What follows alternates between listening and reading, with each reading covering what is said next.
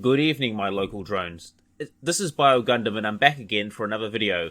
So today I have my buddy Kaiser Shounen with me again, and we are back again to do an overview of the series Blue Gender. Now, originally we were going to do Boku no Hero Season 4, but seeing that it hasn't finished yet, as of the time of this recording, we decided to do something a little different and talk about a show that we have very mixed opinions on. So, Kaiser, also introduce yourself. Hey there, everybody. I'm glad to be back here. And like Bio just said, we're kind of going to talk about this show. It's a pretty big mixed bag, but it's going to be very familiar to a lot of you guys who have basically been into anime since like the early days of Toonami, because this is one of those shows that first came up. I rewatched this series fairly recently, so revisiting this thing is going to be very interesting. Yeah, I also rewatched it too, and upon my rewatch, I had to give it a lower score than I originally gave it. Like, I originally gave it like a 6 out of 10. I gave it a 5 after this rewatch. Like, this is interesting. It's like there's some things I didn't notice. Like, because that's the thing about rewatches when you're actually looking for obvious because when I rewatch a show for a review or one of these videos, I tend to have a bit more of a deeper look because for things I missed the first time, and it's amazing some of the shit I catch, and I'm like, oh god, this is worse than I thought it was. All right, so we'll start with episode 1. So anyway, we're not going to do a synopsis of Blue Gender. Basically, man wakes up in a post-apocalyptic world. There's giant bugs and insects and mechs and all sorts, and killing shit and just all sorts of fucked up shit. So So we'll get into specific when we get to each episode. Yeah, we'll get specific. All right, so we're going to start with episode 1. So the episode starts off with our main character, I think it's Ryuji or Yuji. Yeah, it's Yuji. First episode starts off with main character Yuji. He finds out that he's been diagnosed with a very rare disease that the doctors and scientists just don't know anything about. So the doctors and scientists decide that it may be a good idea to put him in basically cryostasis or a hypersleep essentially until they can find a cure for this mysterious illness or disease that he has, because it's kind of lucky for him that he didn't get the same kind of mysterious disease that instantly kills MILFs in the beginning of anime. Yeah, and so basically the sci-fi concept is like, okay, we don't have the technology now, but in the future we will. So we're gonna put you, in nap for a bit, and then after we've done some experiments, you'll be right as rain. You can wake up and hang out with your friends again. And well, that's not exactly what happens, because if that is what would happen, this would be a completely different show. So, Ryuji, goes to his little cryostasis tube with a bunch of others because, there are other people with this mysterious disease, which will be important later on, and we will talk about that in later detail. So, Ryuji, he starts waking up. He starts hearing noises and sounds, and it sounds like running and marching. And this is a good place to kind of talk about one of the shows, at least the beginning parts of it. Its biggest selling points is the cinematography. Granted, it's fairly above average given its time period.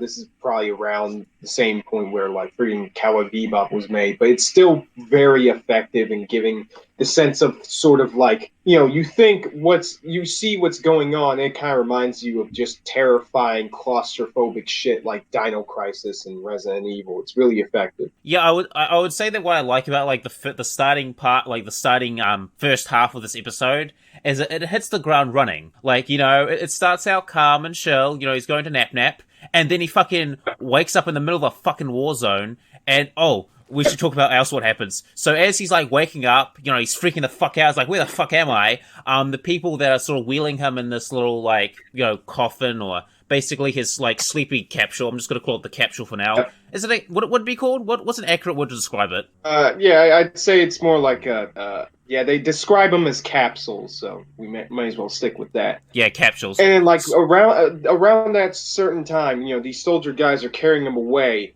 In the background, we keep on seeing like, hey, this weird fight between one of the alien bugs, and like one of the people who's basically a mech, who's fighting them in a mech and is a mech pilot. And as you can probably guess, shit goes down. Yuji fucking freaks out, and the mech pilot basically saves his ass from the blue. Yeah. I think we should also cover the other shit that happens in between. So Ryuji freaks the fuck out. He escapes. He sees this giant fucking alien bug monster. He kills it kills the people that are wheeling him away. Kills the other fucking mech pilot. And he's running. He's freaking out. And I just want to say that, like, the level of expression and sort of like his reaction, as I think, is a really one of the selling points of the series, because up to, at least for the first half, the characters act normal and human. Like he's in pain, he's terrified, he does not know what the fuck is going on, and I think majority of people would act the same in that very situation. Like, what the fuck is this? What's this giant robot? One day he's just being put in the cryo sleep because he's got the coronavirus or some shit. Next day it's fucking not Lord of Flies. You know, one of those old freaking like 60s movies where it's like, you know, freaking bugs just taking over the planet. It's like, what? A buddy of mine described it as it like Starship Troopers, except like it's like, imagine being in Starship Troopers. And you're like cryo-sleeped, and then when you wake up, it's taken over by the bugs. Right. It's like that. It's like, what the fuck? The cockroaches took over. But anyway, another really fucked up thing that he sees is that the other people that are in the capsules, so the alien bugs known as the Blue, what they do to humans is that they actually like basically like crush them and like clump them up into balls and stuff, and so they can eat them later. And he sees this done to the soldiers, and what I really like about the directing is that you can hear the bones cranking, you can hear the bones crushing, and it's like, oh my god. And and you can see like the faces of the people who like are like turned into the mush, you know, they're friggin' leftovers and shit. And it's really, really effective. It's really fucking terrifying. Like watching this, I was like, whoa, this is terrifying. And as he's like running away, he comes across where the other capsules are, and he finds out that he's the only one, because all the other capsules have been breached, and, well, they've been cocooned and turned into balls of mush. And, there's always a question I've always wanted to wonder, is just like, why is he the only survivor? Like, why didn't he get eaten? If he was, because it wasn't... Like... I don't know, main character shields? Yeah, that's probably it. But, you know, I think it's weird. Like, were they just, like, slowly eating the people in the capsules, or were they, like, which they call sleepers in the dub, by the way, as well. Like, were they just slowly eating them, like, as, like, an afternoon snack, and he was just, like, the last one on the chopping block? Or was it just, like, a couple of them fucking woke up and the Blue, like, freaked the fuck out and there's, like, trying to eat them, and, you know, that happened? I don't know. But anyway, after his little freak out, he comes across another mech pilot who saves his ass, and, and I think, like, they both basically, like, escape the facility where he was being held, and a bunch of other, like, jeeps show up and stuff, and they just blow that bitch up. Am I correct? Yeah, pretty much. Episode 2 basically starts off exactly where it ends. You know, we're in the thick of it. Basically, what happened at the end of the first episode was that, hey, the Blue were still kind of running amok. And, like, the mech pilot who saved Yuji, and, you know, what's left of the soldiers basically saved them last minute to drive Yuji and the other people away from the facility that he was being kept in. And we get this really hollowing scene, actually, where Yuji kind of just sees, you know, the entire, like, how the world has changed around him since he got put to sleep. So episode 2, you know, basically starts off with, like, one of the mech pilots who's just kind of an asshole. Don't worry, don't get attached to him because there's no point in learning his name. You'll find out later. Anyways, he basically kind of spills the beans that Yuji has been asleep for a fairly long time. Is it like 20 to 25 years, if I remember correctly? I think they said something around like fucking... No, it might be 20 years, but what they said was that, hey, the Blue showed up 14 years ago from where this episode is starting.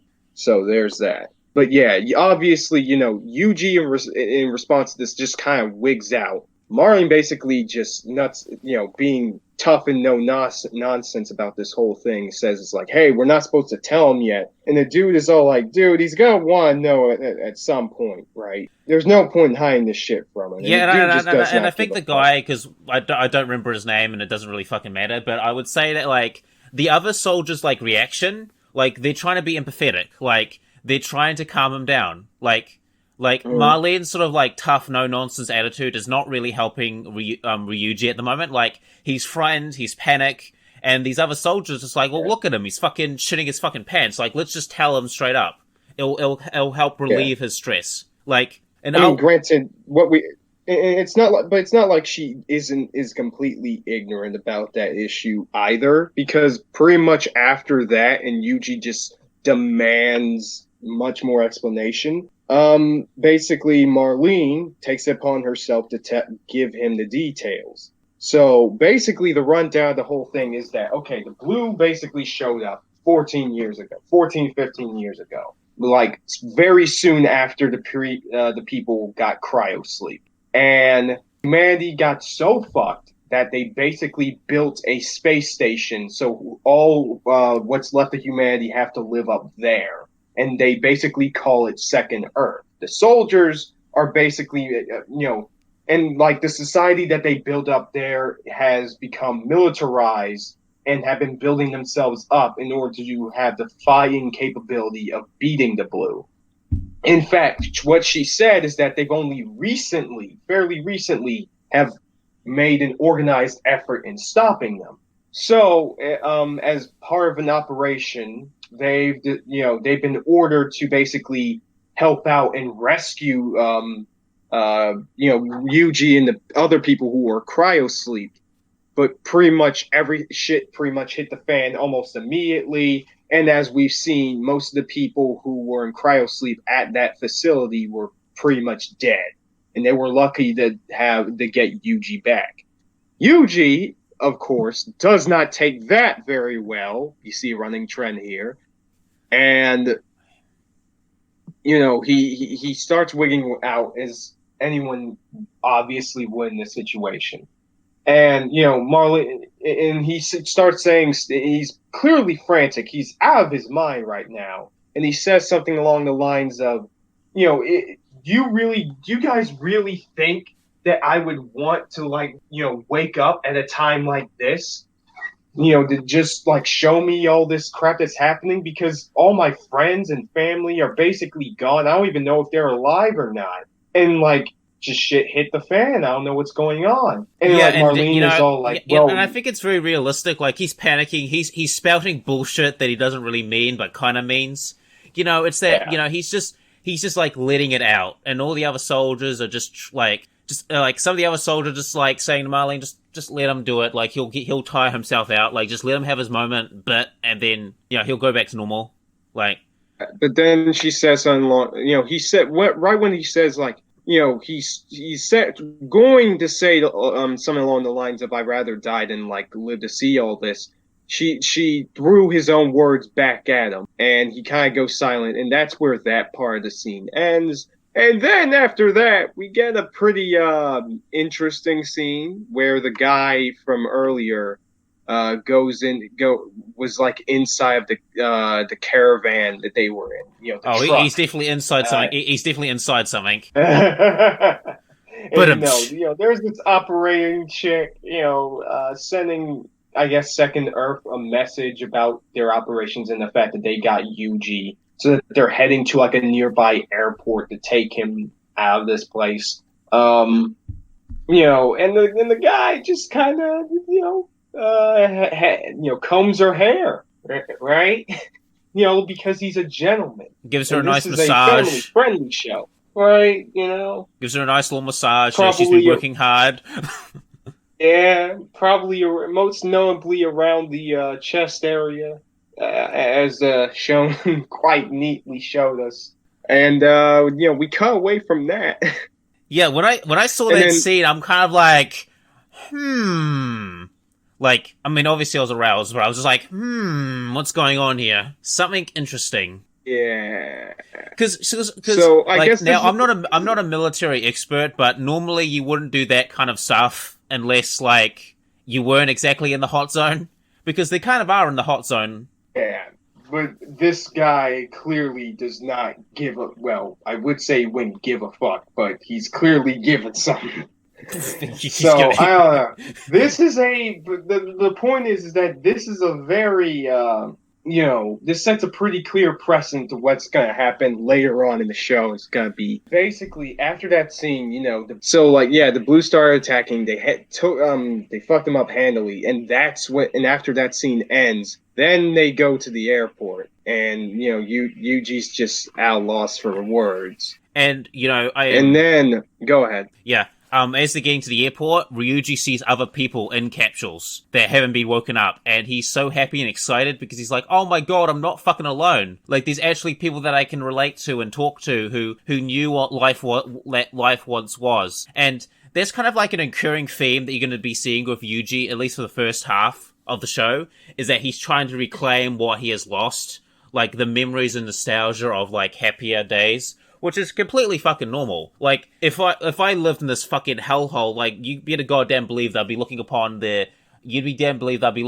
this particular chat with very fond memories, because, oh my god, this was so much better when fucking giant bugs weren't trying to eat me and kill me. But right when that happens, the blue basically came out of the ground. Yeah. And I feel like this is the part where you really want to go off. Like, I can tell. Oh yeah, I want to go. So I'm gonna let so you all right, that. so there's a few problems with the blue attacking this specific airport. So the first one is, this airport is basically like out on the coast. So it's covered with water basically, and they say the blue can't swim, and it's too deep for them, or trying to tunnel. It's too like deep for them to like tunnel up enough because of the fucking water pressure and shit. Because if they tunnel underneath, yep, it will basically collapse and shit. So them staging it at this airport, on the coast is very smart and very practical. But, now, the one thing that really bothers me, alright, and this is where we'll see some of the most glaring issues with this militaristic society. So, the blue attack, they fuck shit up. Quite a lot, some of the characters we got introduced to, in the second episode die immediately. Like, just like that. Yep. Like, they just didn't matter. It's pretty funny.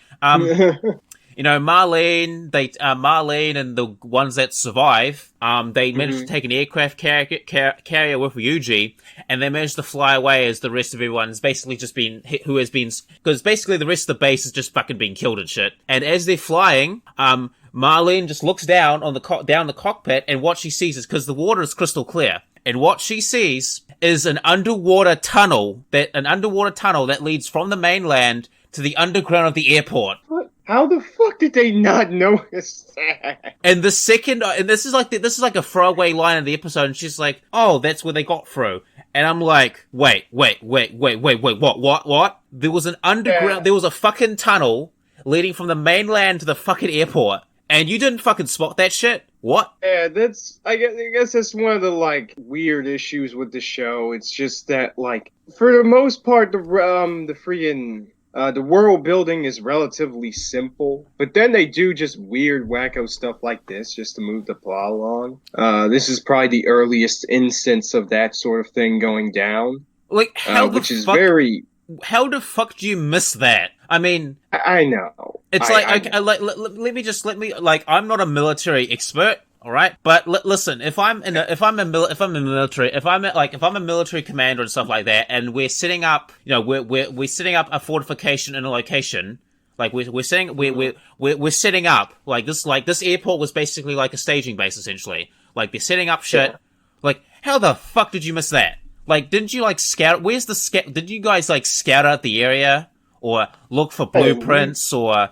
Just like, okay, so here's the blueprints of the facility. If the blue do attack, because they thought the blue could only attack from the sky, so that's why, but they didn't know that there was a fucking tunnel leading from the mainland that was man-made. So it's like, how the fuck do you miss that? Like, where was the blueprints? Didn't they find blueprints or, like, scout the area? Because if they scouted the area, they'll see like, oh shit, there's a tunnel that leads here from the mainland.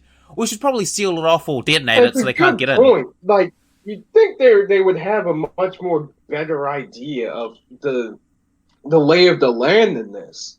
Like, seriously, this is just really stupid on their part.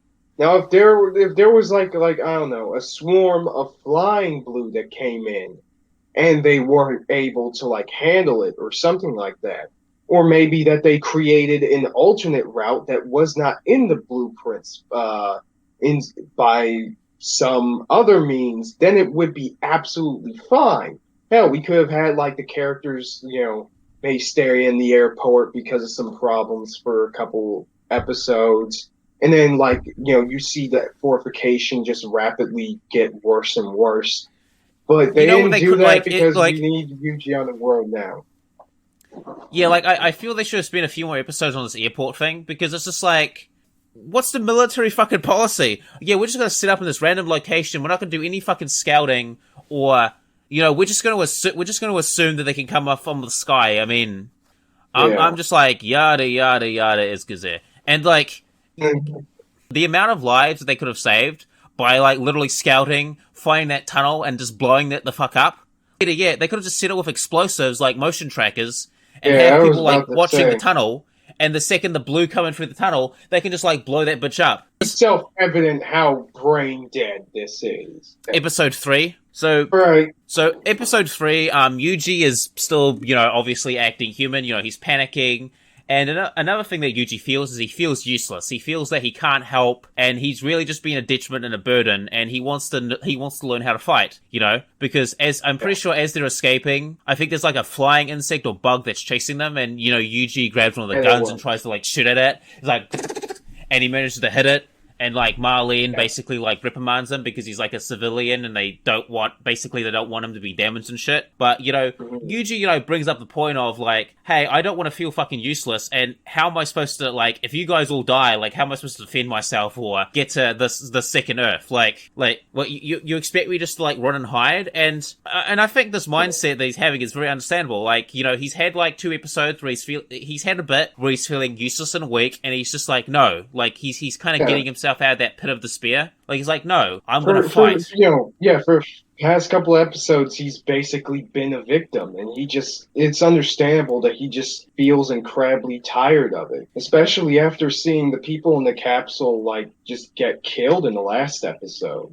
It's understandable that he would just feel insanely useless, like he's just waiting to die. And I understand Marlene not wanting him to thing for combat. But at the same time, it's just like, do you have any fucking other options? There's only you, Johnny, the commander, and Yuji. Yeah. By the way, I actually really like Johnny. Oh yeah, Johnny's pretty cool. He's a guy with a headband, and he's one of the people who actually gives Yuji some slack, and they actually share some interest, and he helps Yuji train in how to pilot the mechs, which Marlene allows him to do if he can actually get at least the least bit good at it in like 3 days, which honestly that's pretty bad. And span of time, I'd say a week would be better, but seeing as how good he actually gets in that time, it's whatever. But I would say that, like, Johnny is, like, one of the better characters of the show. Absolutely. Yeah. And what I like about him is that he's giving, like, something Yuji to ground to as well. Like, cause Johnny reminds Yuji of his friend, the other dude with it, cause Yuji had a friend that he continuously thinks about. We should have mentioned that earlier, but, Yuji has a best bro that he thinks about, because basically what was gonna happen is that once Yuji got his disease cured, they're gonna get bikes and travel the world, fucking, bro style, Yeah. And, Yuji was looking forward to a road trip and shit. Yeah. And like, Johnny reminds him of his friend, and they really bond, and it gives Yuji something to ground to. Like, he's just like, even though I may have lost my friends and family, this can be my new friend. This can be my new family. Like, it gives him something to ground to, and it gives him, because, Johnny, unlike some of the other soldiers, like you said before, he cuts him some slack, he's trying to empathize him, he's trying to be his friend. And they actually do have common ground, so they're starting to develop a legitimate friendship. And, it's also that thing of, like, he who sheds blood with me is my brother. So, warfare will do that to people. with this is, the dialogue actually does a really good job making things, natural and everything. So after that, we get a short montage of Yuji just trying to do his thing, and he's also being taught by Marlene how to use a gun and everything. And of course, because we need the show to happen, he pretty much passes the test, I suppose. This episode, although there is this really good scene, now I remember it, that I think near the end of the episode, where basically, him and Johnny kind of bond because of a song they both knew, a song that kind of just came out back in Yuji's time, when he was still walking around, and they both bond and hum the song. It's actually, kind of a genuinely wholesome moment, but it's also very hollowing as well, as you just both hear them humming with no music in the background and everything. Yeah. And it just really helps sell the feeling of isolation that he feels. Yeah, and I really like that moment. And it's also sort of like, because, like, Yuji, if he wasn't, like, asleep, like, he would be, like, in his 40s or something like that. So he would be, like, considered, like, kind of like an old man, in a sense. So it's almost like, like the old generation and the new, like, because I always view that scene as like, the new generation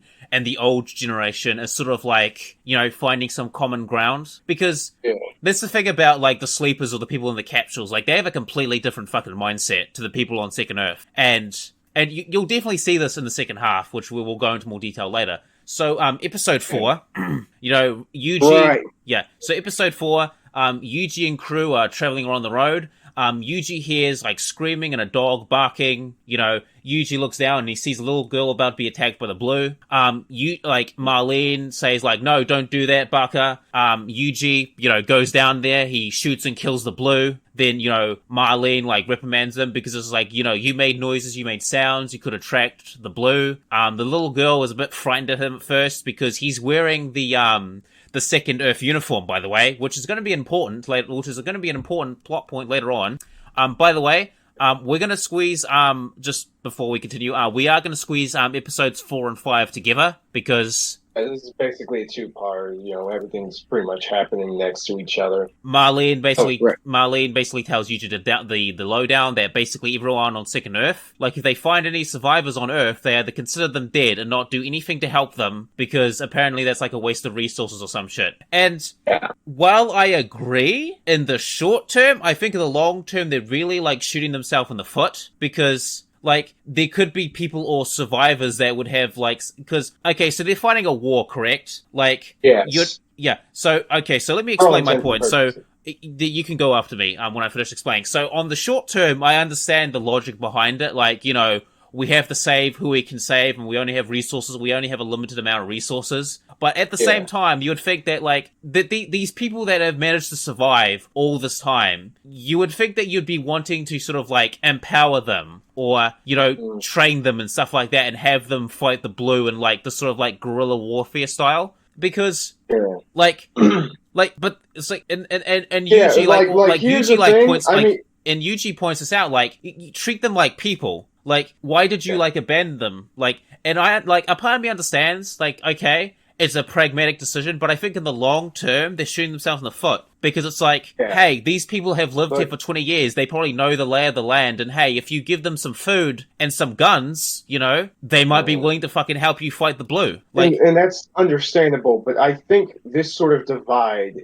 like, here's the thing, I don't think this is actually like the kind of flaw that is actually like really detrimental to world building. In fact, I think this kind of aids it, at least in this case, because this kind of just shows the pragmatic disconnect between the people in New Earth and the people that are still down there just living in this hell, not really knowing what's going on. And it's something that's definitely going to get brought up again later on as well. So we're trying to disagree with what they're doing. I mean, obviously anyone who's watching this would definitely disagree with their methods and everything. But it's understandable. Yeah, I don't disagree with the methods. I just think that in the long long term, they're really fucking themselves over. Because, like, after they kill all the blue, like, because basically the plan is that after they kill the blue, they're basically just going to recolonize the planet and shit. But what are they going to do about all these, like, survivors and shit that, don't exactly like them? Well, given what we actually know about, given the information that we're going to get about the militaristic society and everything later on, you could infer that they see this as like, hey, all these people are basically going to get killed by the blue eventually anyways. So and when we repopulate the Earth and everything, and we defeat the blue, that's just less resources that we need to share with the people. Yeah, I understand, but I understand. Like, I understand the logic behind it. I'm just like, there's other ways. But anyway, definitely. But I'm just saying, like, I think that's just how far gone they are. Yeah, and we'll talk more about the society later on. But anyway, basically it's chewed out. They're hiding from the blue, and as they're hiding from the blue, Yuji spots that same girl again and decides to follow her. And he comes across an abandoned refugee camp. And everyone, and I love this fucking scene, everyone is just like staring at him because he's wearing the Second Earth uniform, and everyone is just staring at him. And they're very, not exactly hostile, but very standoffish. And he's like, why are you staring at me? Why are you staring at me? And he's like, because at first Yuji's happy because there's other people like him out there that, from Earth, like that aren't from Second Earth, that people that he could try and relate to and stuff, which is a common thing that you're going to see for the first half of the series as well. But anyway, they're just like staring at him. They're not outright doing, but it's like it's very desolate, very decrepit. A lot of people are skinny and stuff. And he's just looking around and he's fucking shocked. Which, honestly, that's actually this is kind of refreshing, because in most shows with this sort of setup, you see, like, the townspeople, in any other show, the townspeople would be doing shit like just, like, straight up trying to kill him or throw rocks at him a lot or something, some bullshit like that. Things that would be, like, super insanely, overly, like, melodramatic and desperate. Yeah. But this is just apathy that they feel towards him and what he's doing. It lends itself a lot more to the actual, like, the horrific and just disheartening aspect of the show and its atmosphere and everything. And this works way better. Yeah, and I think it's just like they're not going to fucking fight them. Like, they're not going to fight Yuji. They just don't have the strength. Like, there's no point. Yeah. So that's why they all, like, gather up in, like, one big like, pile, like, one big group and just keep on staring at him, because that's the only thing they can do. Because, by the way, Yuji has a gun. Like, all we have to do is, like, just fire, and then, he has guns. Like, they can't do anything. And they're just standing there standoffishly, like, just hoping that he'll fuck off and leave them alone, because they've given up all hope. And while I personally think it's a bit of a dickish move because he's trying to help, I understand it's a human thing. Like, they've literally been abandoned. Like, the wound, like, the damage has already been done. And I can guess that Marlene in a way was trying to, like, prevent Yuji from feeling like, because I think Marlene was just trying to prevent this from happening, like Yuji seeing this, so that he would feel even more isolated and alone, because Yuji's trying to find people to connect with, and these people just reject him. And now he goes back, and he's just kind of moping around and stuff like that, and the little girl comes back to him, and they spark up a little bit of a conversation, and Yuji's very happy because the little girl, she isn't as hardened as the rest of the adults. Like, yes, life has been tough and stuff, but she does have she is like the ray of hope and sunshine in this otherwise bleak and desolate world. Yeah, it's typical sort of friggin' childhood innocence and all this other crap. But then before that, actually, we get a scene of Yuji arguing with Marlene and the other soldiers about what's going on, and he definitely did not like that. So he kind of runs away, and he was just walking around before he met the little girl. And that's because despite him seem like he would understand the military a lot more, this is still from the perspective of a guy who was just like a regular teenager before all this happened. Even with all the training and stuff like that, he still has his humanity with him. And you see this dichotomy clearly showcased here, which is fine. Okay, and then Should we talk about like the massacre and stuff and the? Yeah, that's basically what happens afterwards. Yeah, so basically the Blue are being attracted. Marlene's like, okay, we're gonna use these guys as bait, basically to lure the Blue in so we can kill them all and blow up the little camp so we can kill the Blue. And basically it becomes like a fucking, it becomes a fucking slaughterhouse. Like everyone dies, including the little girl. Like she gets crushed to death. And what I really love about her death scene in particular is that like Yuji's on the mech, he gets knocked the fuck out. And he's just, like, looking at her, and the girl's, like, looking back at him, like the fucking wide-eyed valley effect. And Yuji just watches as she gets crushed completely. Yeah. Also, the commander and Johnny die. No, Johnny, no. F in the chat for Johnny. You know, he was really cool. Like, you know, the effect that this death is supposed to have on him is pretty sound. It was an effective send-off for him. Yes. Pay respects for Johnny. Dicks out for Johnny. Dicks out for Johnny.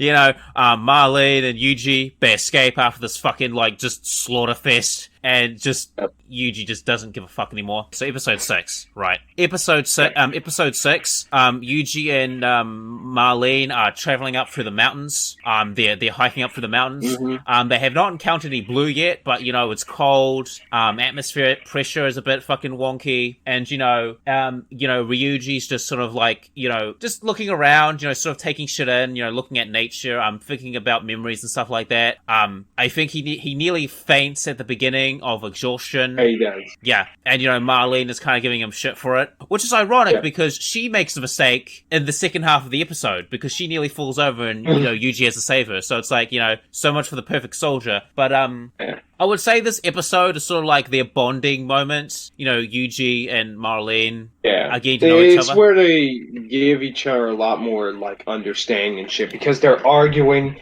Yuji's having an even bigger fist. Oh shit! There was something we forgot. There's something we forgot to mention. In the previous episode, you know, Johnny's giving Marlene a massage as well. Oh right, yeah. We forgot that. All right, so we'll bring them up now because they bring it up in this episode. You know, Yuji, you know, talks about how like, don't you care about Johnny? Like he was giving you a massage and stuff, and Marlene's like, oh, you saw that? Yeah, and I forget what she said in response to that. I think she said that we just needed each other. Like that was all. Like which is kind of, you know, which okay, like the rationale is that like, you know, since these guys are just going out there risking their lives every day, you know, it's understandable that they would just want to do anything to like get over the pain and, you know, sorrow that they are going through and all that. But I have mixed feelings about that, especially in the rampant way that it's been shown. But you want to throw your 2 cents on that? Yeah. So now in a lot of sort of like in ancient times, sort of like the Dark Ages, there were times where, you know, the warrior classes, you know, after a battle or stuff like that, you know, they would engage in a bit of massages, bit of hanky-panky, you know. Mm-hmm. I mean, not with just like camp, you know, with the, you know, camp followers or prostitutes or yada yada, or sometimes even sometimes with each other, you know, if you want to talk about like the Spartans or the samurai, you know, they would do that. Now, it was more for like brotherly love and companionship and for them to like sort of get closer to each other so they can become more like especially with the Greeks. If only Lone Crit was here to comment, but you know, soldiers would do this, all right? You know, they like in Dark Ages, I don't know, sometimes in modern day, you know, they'd do that. You know, you would hang out together in the barracks. I mean, they'd probably try and stop that in modern days because various problems may arise. But, you know, like soldiers and warriors do this. You know, you've had a hard battle, you know, hard work day, and, you know, give each other a bit of a massage or, you know, do some bonding. Like, it's good stuff. Yeah. But here, it's very much like a very, like, nihilistic, like, hedonistic, pleasure-seeking bullshit. Like, it's like, yeah, I need to, like, I need to do this so I can feel good. You need to...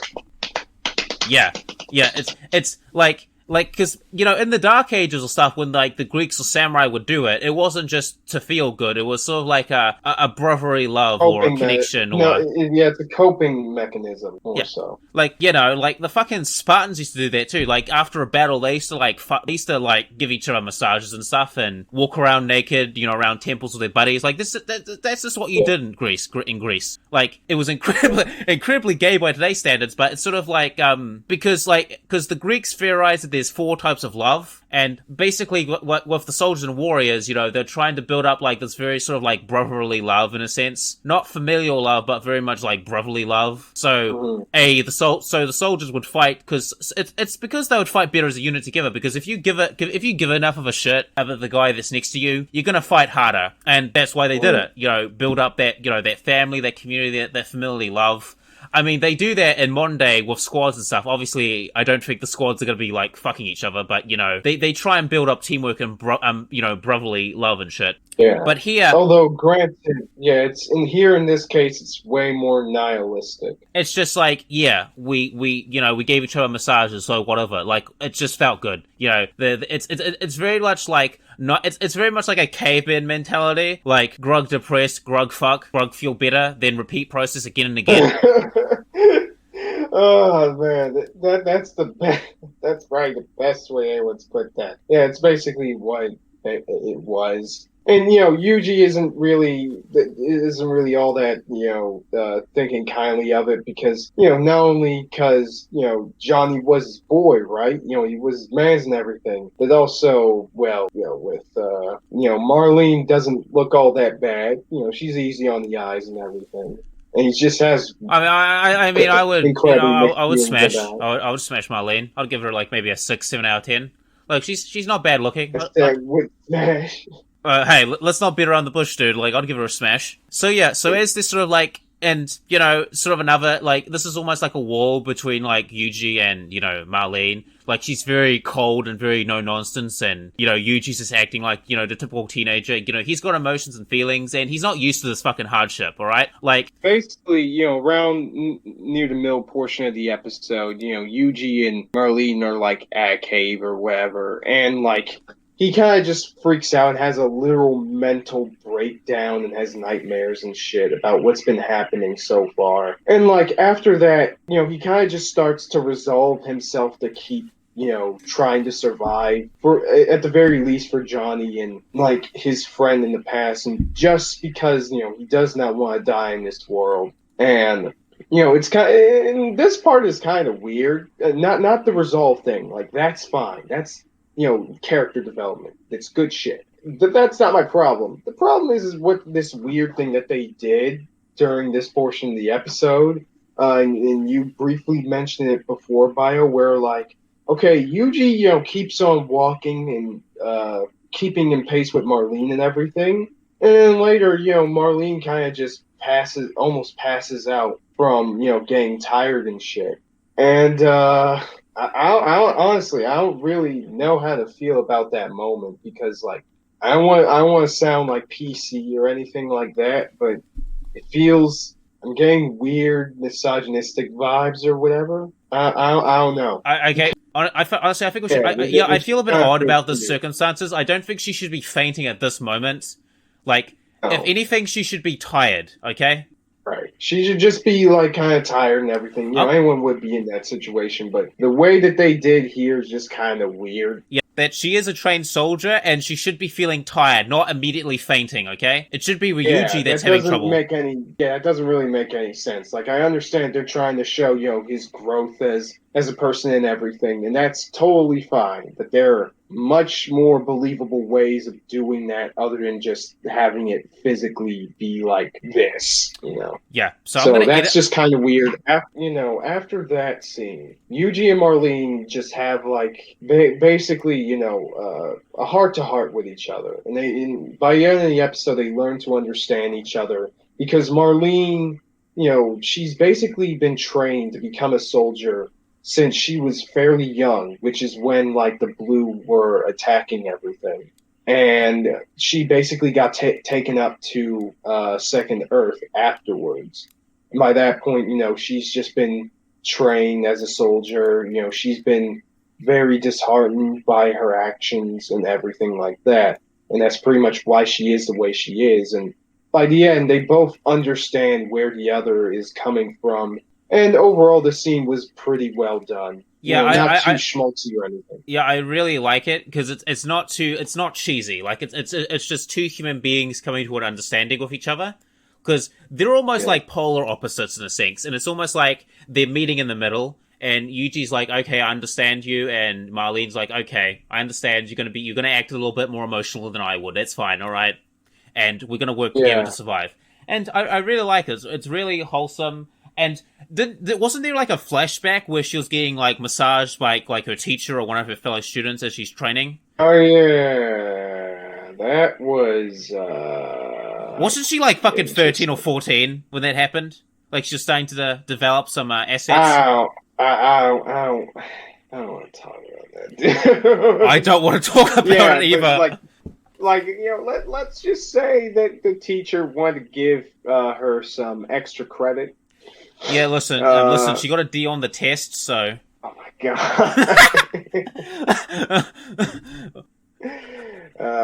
Oh god, what a fucking masterpiece. But overall, the show. So, do you want to go to episode 7? Yeah. So, basically, the episode starts with them, coming down from the mountains and into this small oasis. And it's not one of those things where it's a mirage, but no, they don't do that. That'd be pretty played out. But anyways, they went to go to this oasis, and they go there to basically take a bath and everything. And they're in the water, and they're just fighting and shit. Yuji, he's seeing a little bit of Marlene. She looking like a snack a little bit. Not thicker than a Snicker or anything, but she ain't bad. And he just decides to kind of play around with her. And you can kind of see that she herself is kind of playing along a little bit. You see this budding romance and all that bullshit. And then that's when you hear freaking gunshots in the background. This guy who shows up, who was the character me and Bio were talking about right before this. He basically comes in and he saves their asses from the blue that were attacking. Right? This dude has some of the best dialogue in the show. You can just tell that the voice actor is just having a friggin' blast, just doing all this crap. He's kind of tough. He plays around, he messes around with Yuji. He has some banter with him because he kind of sounds like he's kind of like him. He's just a guy, right? Other than the fact that he's kind of a badass too. But he's just a guy, and he was just going down there because he was just getting water and shit, and that's when he ran into them. Let's see, what is his name? I just gotta check that. Yeah, his name is Dice. Yeah, sorry, he'll probably need to cut that pretty short, but yeah, his name is Dice, and again, he's just really funny, really cool. And he just kind of takes him in for a little bit in terms of helping him with the water. Yuji kind of bonds with him. He kind of helps him out and everything. There's this funny scene about Yuji, helping him out with the jug of water and crap. And Yuji is obviously struggling because the jug of water. He's he's not super skinny, but he's a bit of a cuck, and that's. That's why he couldn't lift it very well. And, the guy teases him some more. So we get some more banter about this shit. And Marlene basically tries to reason with him and basically says that, practically demands to hey, you better show us a route to get the hell out of here. It's orders and all that crap. And the dude kind of briefly ignores her a little bit. And aside from that, Marlene, she definitely doesn't take kindly to the guy. Basically just snubbing her during the conversation after she just asked something, and she pulls a gun up to him. Let's see, what does he say in response to that? Right, he basically kind of goes there to saying hey, there isn't a lot of fuel that I have right now, so there's not really much way you can pretty much cross this desert safely. And then he kind of just sort of jumps Marlene while Yuji is kind of starting the friggin' engine of his mech and everything. Oh, welcome back, Bio. Yo. Alright, so, I don't have much to say about this episode, aside from the fact that I really like Dice as a character. Dice as a character, he's really cool.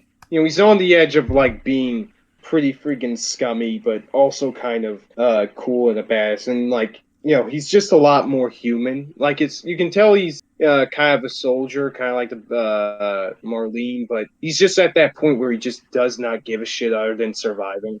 He's almost like a mercenary. Like he's like a second Earth soldier if they decide to go like rogue and become a mercenary. Like they still have the training, but it's like, you know, I'm gonna do things my way. Yeah. Which is actually a thing that we will see in the next episode. But continue. All right. Let's see. No, this is kind of where Yuji gets in a sort of an impasse about whether he wants to complete, you know, the mission to get back to Second Earth or not.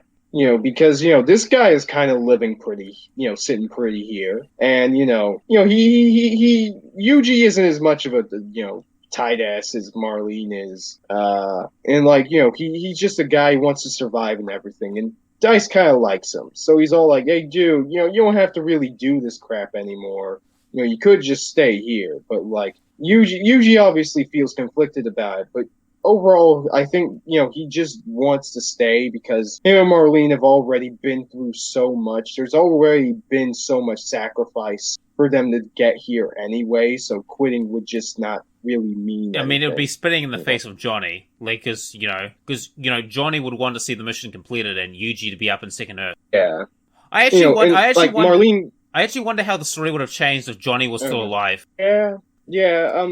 If he didn't die where he did, he probably would have a little bit further in, especially with some of the stuff that happened. But anyways, you know, Marlene kind of hears this in the background, and she basically tries to leave in Dice's mech and everything, which, as he was saying, didn't really have the fuel to cross the desert.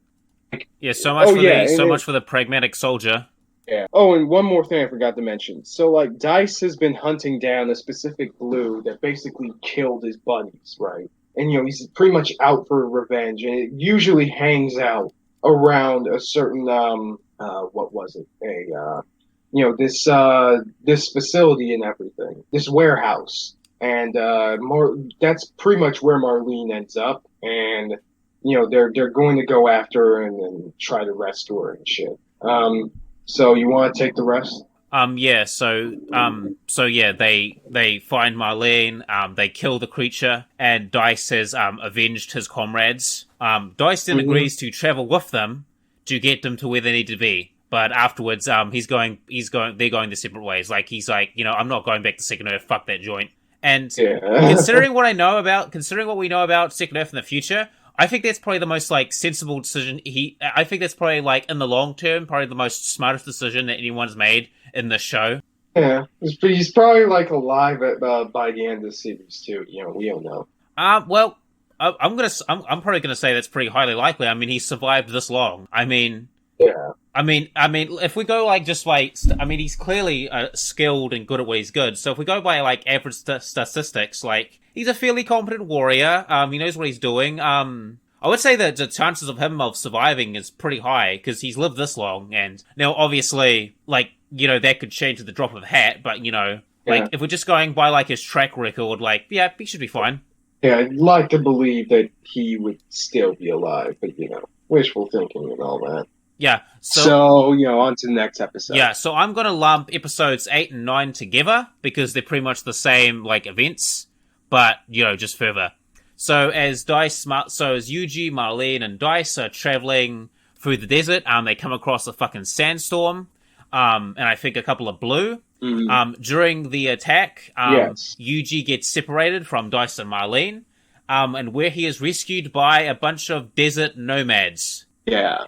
Now, an important fact they need to know is that he isn't wearing the full armor as well, the full Second Earth armor. All right, and you know that's probably why they are a bit more welcoming to Yuji. You know, he was all banged up, but like I wouldn't say they're like welcoming. I think they're just going to give him the benefit of the doubt, like because they seem like a very sort of like traditional like nomads. Like this guy is an outsider, but he hasn't done anything bad to us, so we're going to give him because how I got it, like. some of them are a bit standoffish for him, but they're just keeping their guard out because, he's a stranger, and I think that's completely understandable. Like, they don't know who he is. And they're just giving him the benefit of the doubt. Like, yeah, he seems nice, we'll let him hang around, doesn't seem much of a threat. So, but we'll keep an eye on him for now. Like, but... it's basic...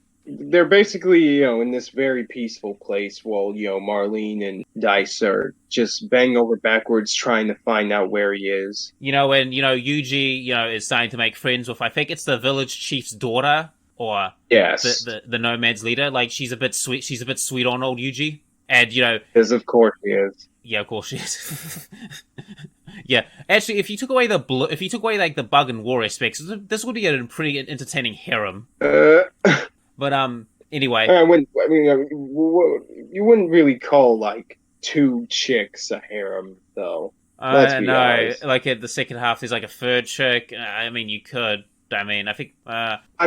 Yeah, I guess. I think more than 3. I think it's like 3 and upwards. It counts as a harem. Yeah, I'm pretty sure. Yeah, around 3 and upwards. Yeah, sure. we won't go dive into semantics, but anyway, so Yuji's like living with the nomad people. It's just like. He really, like, enjoys living with the nomad people. It's simple, it's a simple life, and he's actually found people that he can sort of kind of connect with. Like, they're not, like, immediately standoffish to him. Like, they've got their guard up, but they're giving the benefit of the doubt. They're treating him as sort of like, I would say it's like, how they treat him is like, back in, like, the American, like, colonial days. He's like that one white guy that the Native Americans allow into their camp or something like that. And they allow free passage through their lands. He's like that one guy that they let through. Like, all the other whiteys keep the fuck out, but this guy, he's cool. Yeah.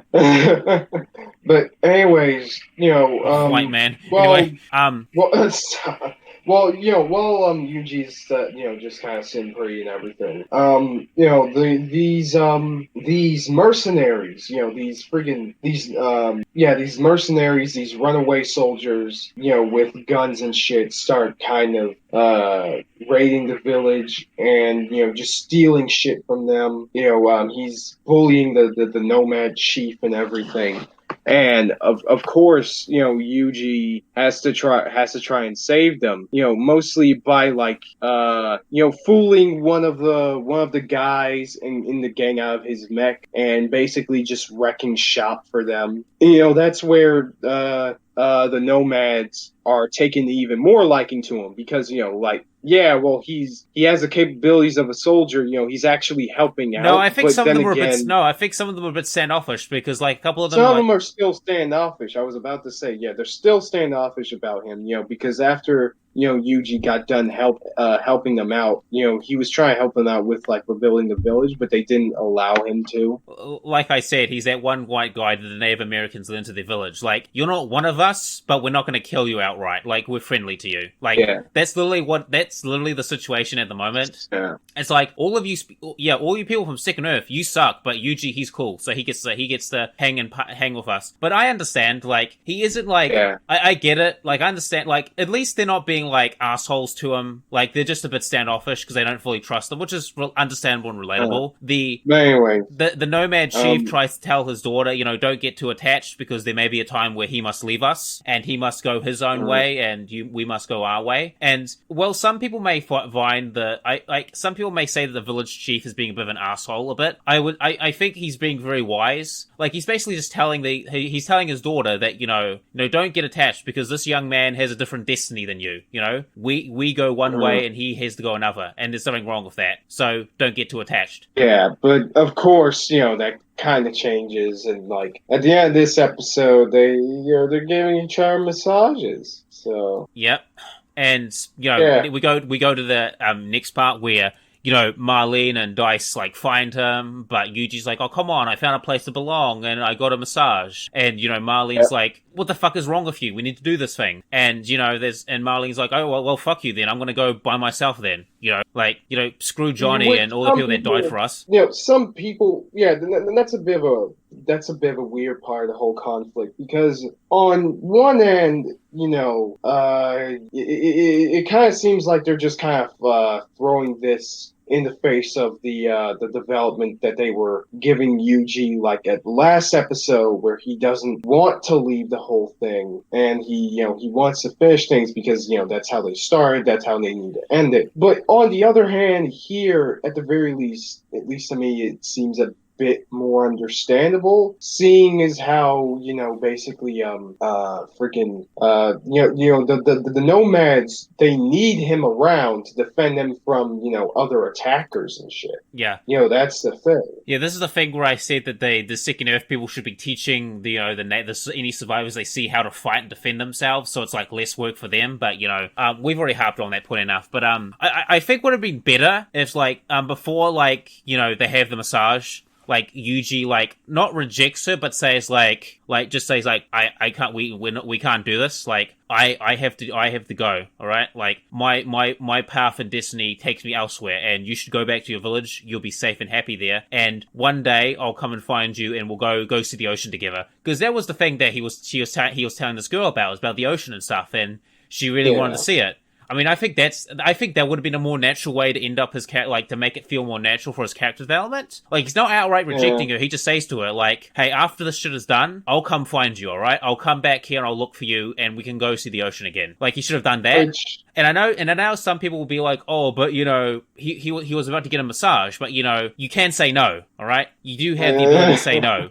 And considering his character development, I think him saying no would have been a bit more natural. Yeah, no means no, ladies and gentlemen. I'm just imagining, I'm just imagining this nomad chick on, Mongolian Twitter or something like that. Like, I got me too'd. And the tribal chiefs are like, with their sticks and spears, time for your punishment, and Yuji's got, a shotgun or something like that. Oh, Lord. Who are you me tooing? Oh, no one? No, nothing? Oh, no, it's another guy named Yuji. Alright, yeah, exactly. I'll cut this joke out, but, I think that would have been a bit more of a natural reaction. Like, he is steadfast in his beliefs, and he has no need for distractions, at the moment. But then again, he's also, a teenager, so it's like... Yes, and I'll be honest, I would smash tribal... I would smash Nomad Chick if I got a chance. Now that I think about it, I think fucking Yuji actually ruined her, because now she slept with another man. Like, no other man will touch her. Oh shit, you're right. Yuji, you fucked up, Yuji. You fucked up her future. Oh my god. I just remembered, they didn't have protection when they were doing a massage. Like, she could have been pregnant with his kid. We don't know about his pull-out game. She's fine. I know, but she's unmarriageable now. I mean, they don't know that. They might. I mean, there are cases when, virgin chicks don't, spill blood when they're doing it with a guy, at times. They don't gotta know. Yeah, right. It's just a thing I wanted to bring up, because this is showcases a traditional sort of tribal society, and normally they would be against their daughters having massages with people unless they're going to have married or be a couple. Yeah. Because let's be honest, in those sort of societies, no one exactly in that society is going to work hard for used goods, if we're being honest. Oh god, this show's such a masterpiece. I mean, all I know is that she better not be pregnant, because we never see this chick again. Yeah, that'd be quite fucked.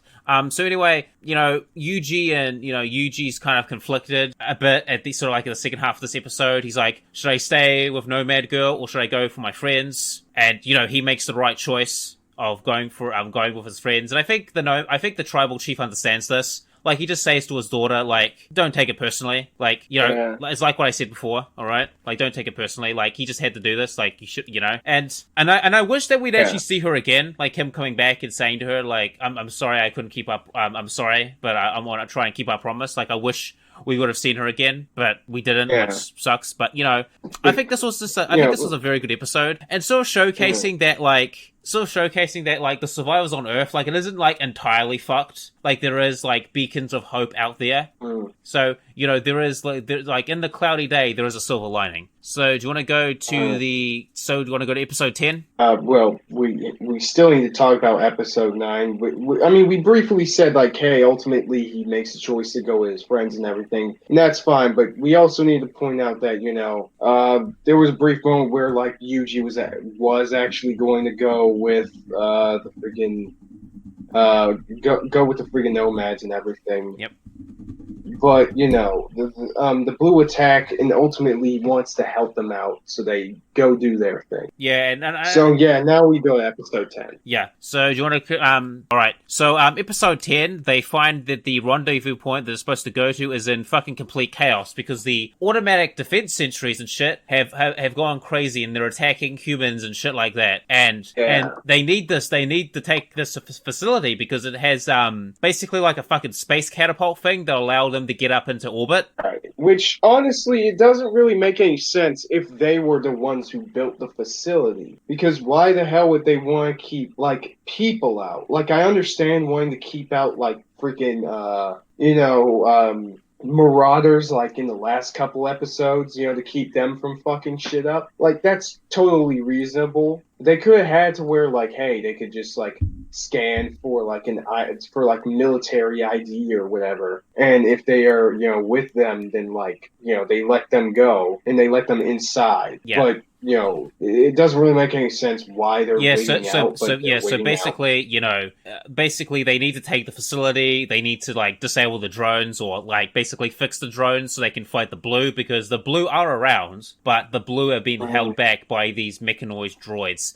And a thing that I want to bring up, and I think this might be a perfect time to bring this up, is I just want to talk about how horribly inequipped the soldiers of Second Earth are to deal with the situation. All right. Mm-hmm. Now the mechs, I think, are perfectly fine, and I think the mechs help because if you see, like, a lot of the mechs have different, like, loadouts and different weapons and tools and stuff like that, and I think that's great. Yeah. But the problem is there's, like, where's the use of, like, aircraft or artillery, or why are the fucking foot soldiers only equipped with knives and machine assault rifles and pistols? Like, wouldn't it be nice for them to have, like, a shotgun or a rocket launcher or a flamethrower or, just more tactical stuff? Because the blue can be affected by small arms fire. We've seen it before. Like, it's just the mechs are, like, the mechs are more effective because they use bigger rounds and stuff and they're stronger and the mechs can, do more damage. But, it isn't like the blue aren't affected by small arms fire. And I'm like, one of the things that I'm thinking of is just like, if they really wanted to, like, help combat the blue, like, why don't they have, like, vehicles like tanks or freaking jeeps with, like, miniguns on them or, aircraft helicopters or, drop ships with rockets or, machine guns, as there's like, or, have, like, rocket launchers or grenades or explosives and stuff like that. Like, there's so many ways that you could fight the blue on a tactical level and actually win. And I feel like they're horribly inequipped for their mission. And it's almost like they've been set up to fail, which we'll dive into more later. But, Kaiser, your thoughts on this? The whole thing just seems kind of screwy. I guess I'm guessing this kind of goes down a little bit to, like, animation budget or something, because it's clear, like, they don't want to, like, make this super, I mean, they have the fucking vehicles. Like, they have the vehicles, by the way. They have jeeps. They have, and I'm pretty sure I did see a tank or two, but they barely fucking use them when they could be useful. Like, instead of just having, like, the mechs. Yeah, I think it's, like, in the second half where we see them have a few tanks, I think. My memory's a little fuzzy, but we'll tackle that issue, like, when we get up to the second half. Whatever. But, like, you would think that, like, maybe having tanks or artillery or, helicopters or providing air support would be fucking really useful instead of just having, like, a bunch of mechs and a kill line just shooting at bugs. Like, how useful would it be to have, like, a couple of tanks, like, put up somewhere safe and just, like, firing shells off to the blue to sort of, like, hold them off? Like, it's like, blue coming in from the left flank. Okay, tank squad, covering fire, left flank, boom, boom, boom, and, keep the blue back so it keeps the pressure off the, the mechs and sort of, like, some of the infantry units, because they could do that. They could have, like, infantry, with heavy machine guns and have, like, the mechs up there and, just, like, keeping the blue back, and then they could have, like, artillery or say, like, okay, popping down smoke, prepare the airstrike, and they can have, like, helicopters do like a strafing run to keep the blue back and do some explosives, Like, there's many ways that they could tactically, like, take advantage of the blue. Mm-hmm. Let's hop off this point and move on with the episode. Okay. So, they do the battle. Yuji and some people have to, like, storm the facility on foot, take out some of the drones and basically, thing. And another thing that we should talk about is that one of the people one of the soldiers is really attracted to one of the people in the capsules. Yeah. He has a weird fucking obsession with that person. He calls her an angel. Yeah. And do you think this is like foreshadowing for what's going to happen in the second half? I mean, it's pretty obvious. Yeah. So, he's a bit attracted to her, and we'll dive more into that later. So anyway, the battle happens. Yuji and crew storm in through the base while I think Marlene is with the armored mech division, basically holding the blue off, and the drones, by the way, until they can disable the drones to fight the blue. They complete that mission. Yuji gets reprimanded a bit reprimanded because he wants to go out and help Marlene, and basically they say to him hey, you're not a soldier. We're just having you around because you're useful. If I remember correctly, right. I think they're about to fucking do some disciplinary measures on Yuji, and they basically tell him to fuck off, which I get why they're doing that, but I think it's a bit rude. He's trying to fucking help.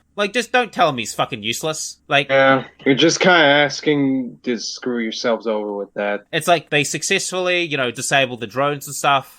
The drones turn on the blue, and Marlene and the armored mech division are saved in the nick in time because, they're running low on fucking ammo. Right, and, this is the facility that has, the rocket ship that will take them to Second Earth, by the way. I don't remember if we mentioned that or not. Yeah, we did. This is a pretty big deal. Yeah, and, they're sort of locking down the area, and they've secured the area, but, they've taken control of the base, and something goes wrong, and you want to go into episode 11. Yes. Moving on to episode 11. Yep. So basically what happens at the end of the last episode is that the guy who was obsessed with, the lady who's in cryostasis just goes fucking insane and just hackermans the entire facility. And, basically he's just holding the entire facility hostage. And he's planning on going off, with the girl into Second Earth together so that they can live happily ever after or some shit. Yeah, and Yuji's just trying to calm him down, and he's just causing all sorts of shit. And basically, what happens is only Marlene and Yuji, board the fucking ship and manage to incapacitate going crazy guy and the angel. And as they're doing that, Yuji gets injured by a blue. And now we're gonna stop right now. Now, dear viewers, the reason why we're stopping right now is because blue gender is very much broken up into two tonally different parts. The first part and the second part. And where the difference starts. This is where the paradigm of the show shifts immensely. Yes. We're going to stop at this point. Yeah. This is a part of the show that requires pretty much its own segment. So we're going to end this part right here. This is the first part of the show. Moving on to the second, and that's when the show kind of just goes off the freaking deep end, and that requires a much longer video than this one. Well, I am putting these all together. So anyway, so before we get to the second half of the show, which, by the way, if you, I'm just going to say this before we go into main thoughts. If you liked Blue Gender up to this point, I'd recommend that you stop at episode 11. Yuji's fine. He gets patched up by the medical people on Second Earth, and just pretend they never left that space station. Just pretend they go off the Second Earth. Yuji gets patched up. Everything is fine. They defeat the Blue and recolonize Earth. Just pretend that's what happens. Because what actually happens is way more far worse. And by the way, it's going to this is the second part of this video is where we're going to do a lot of fucking ranting and raving, and honestly, I'm going to need to rewatch that second half because fuck me. So, thoughts on the first part. So, thoughts on the first part of Blue Gender. You first, Kaiser. Okay. Overall, if I were to give the first part of Blue Gender a score, I would probably give it a good 6 to a light 7 to 6.5, more likely, because overall its characterization is pretty good. I mean, it's mostly standard, but it's effective, especially with the cinematography and the way the show kind of frames certain events and all that to actually convey how incredibly horrific and isolating this whole situation is. The animation is pretty good for its time. The fights are pretty well structured, although they're not super flashy or anything. If you're expecting, Char's counterattack levels of fucking fights, you're not gonna find that here. But they're good enough for what they are. Yuji is a pretty effective protagonist. We understand what he's feeling and why he does what he does. And it's understandable, you have this really interesting dichotomy of a person just, being shaped and changing in response to this incredibly harsh reality that he finds himself. And it's a very interesting thing to watch up to this point.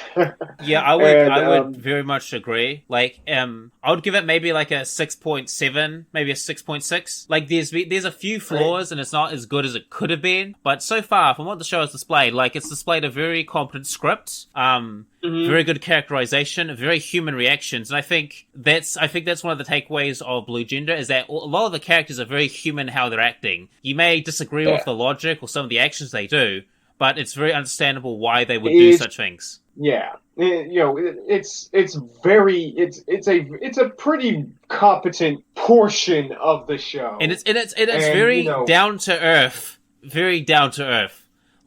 Yes. It's not doing lectures about human morality and shit like that, but it's just kind of saying this is what can happen. This is what happens when people are pushed to these extremes. And I say down to earth when in the second half they just go beyond the fucking they go beyond the universe. But that's for another time. I mean, well, let's not go that far. We're not talking freaking. Well, I was about to say it's not like things go third impact, but it kind of does. But we'll get to that when we get to it. Good evening, local drones, and continuing with the completely objective overview of Blue Gender, today we move on to part 2, and this is where all the weed gets smoked. Wouldn't you agree, Kaiser?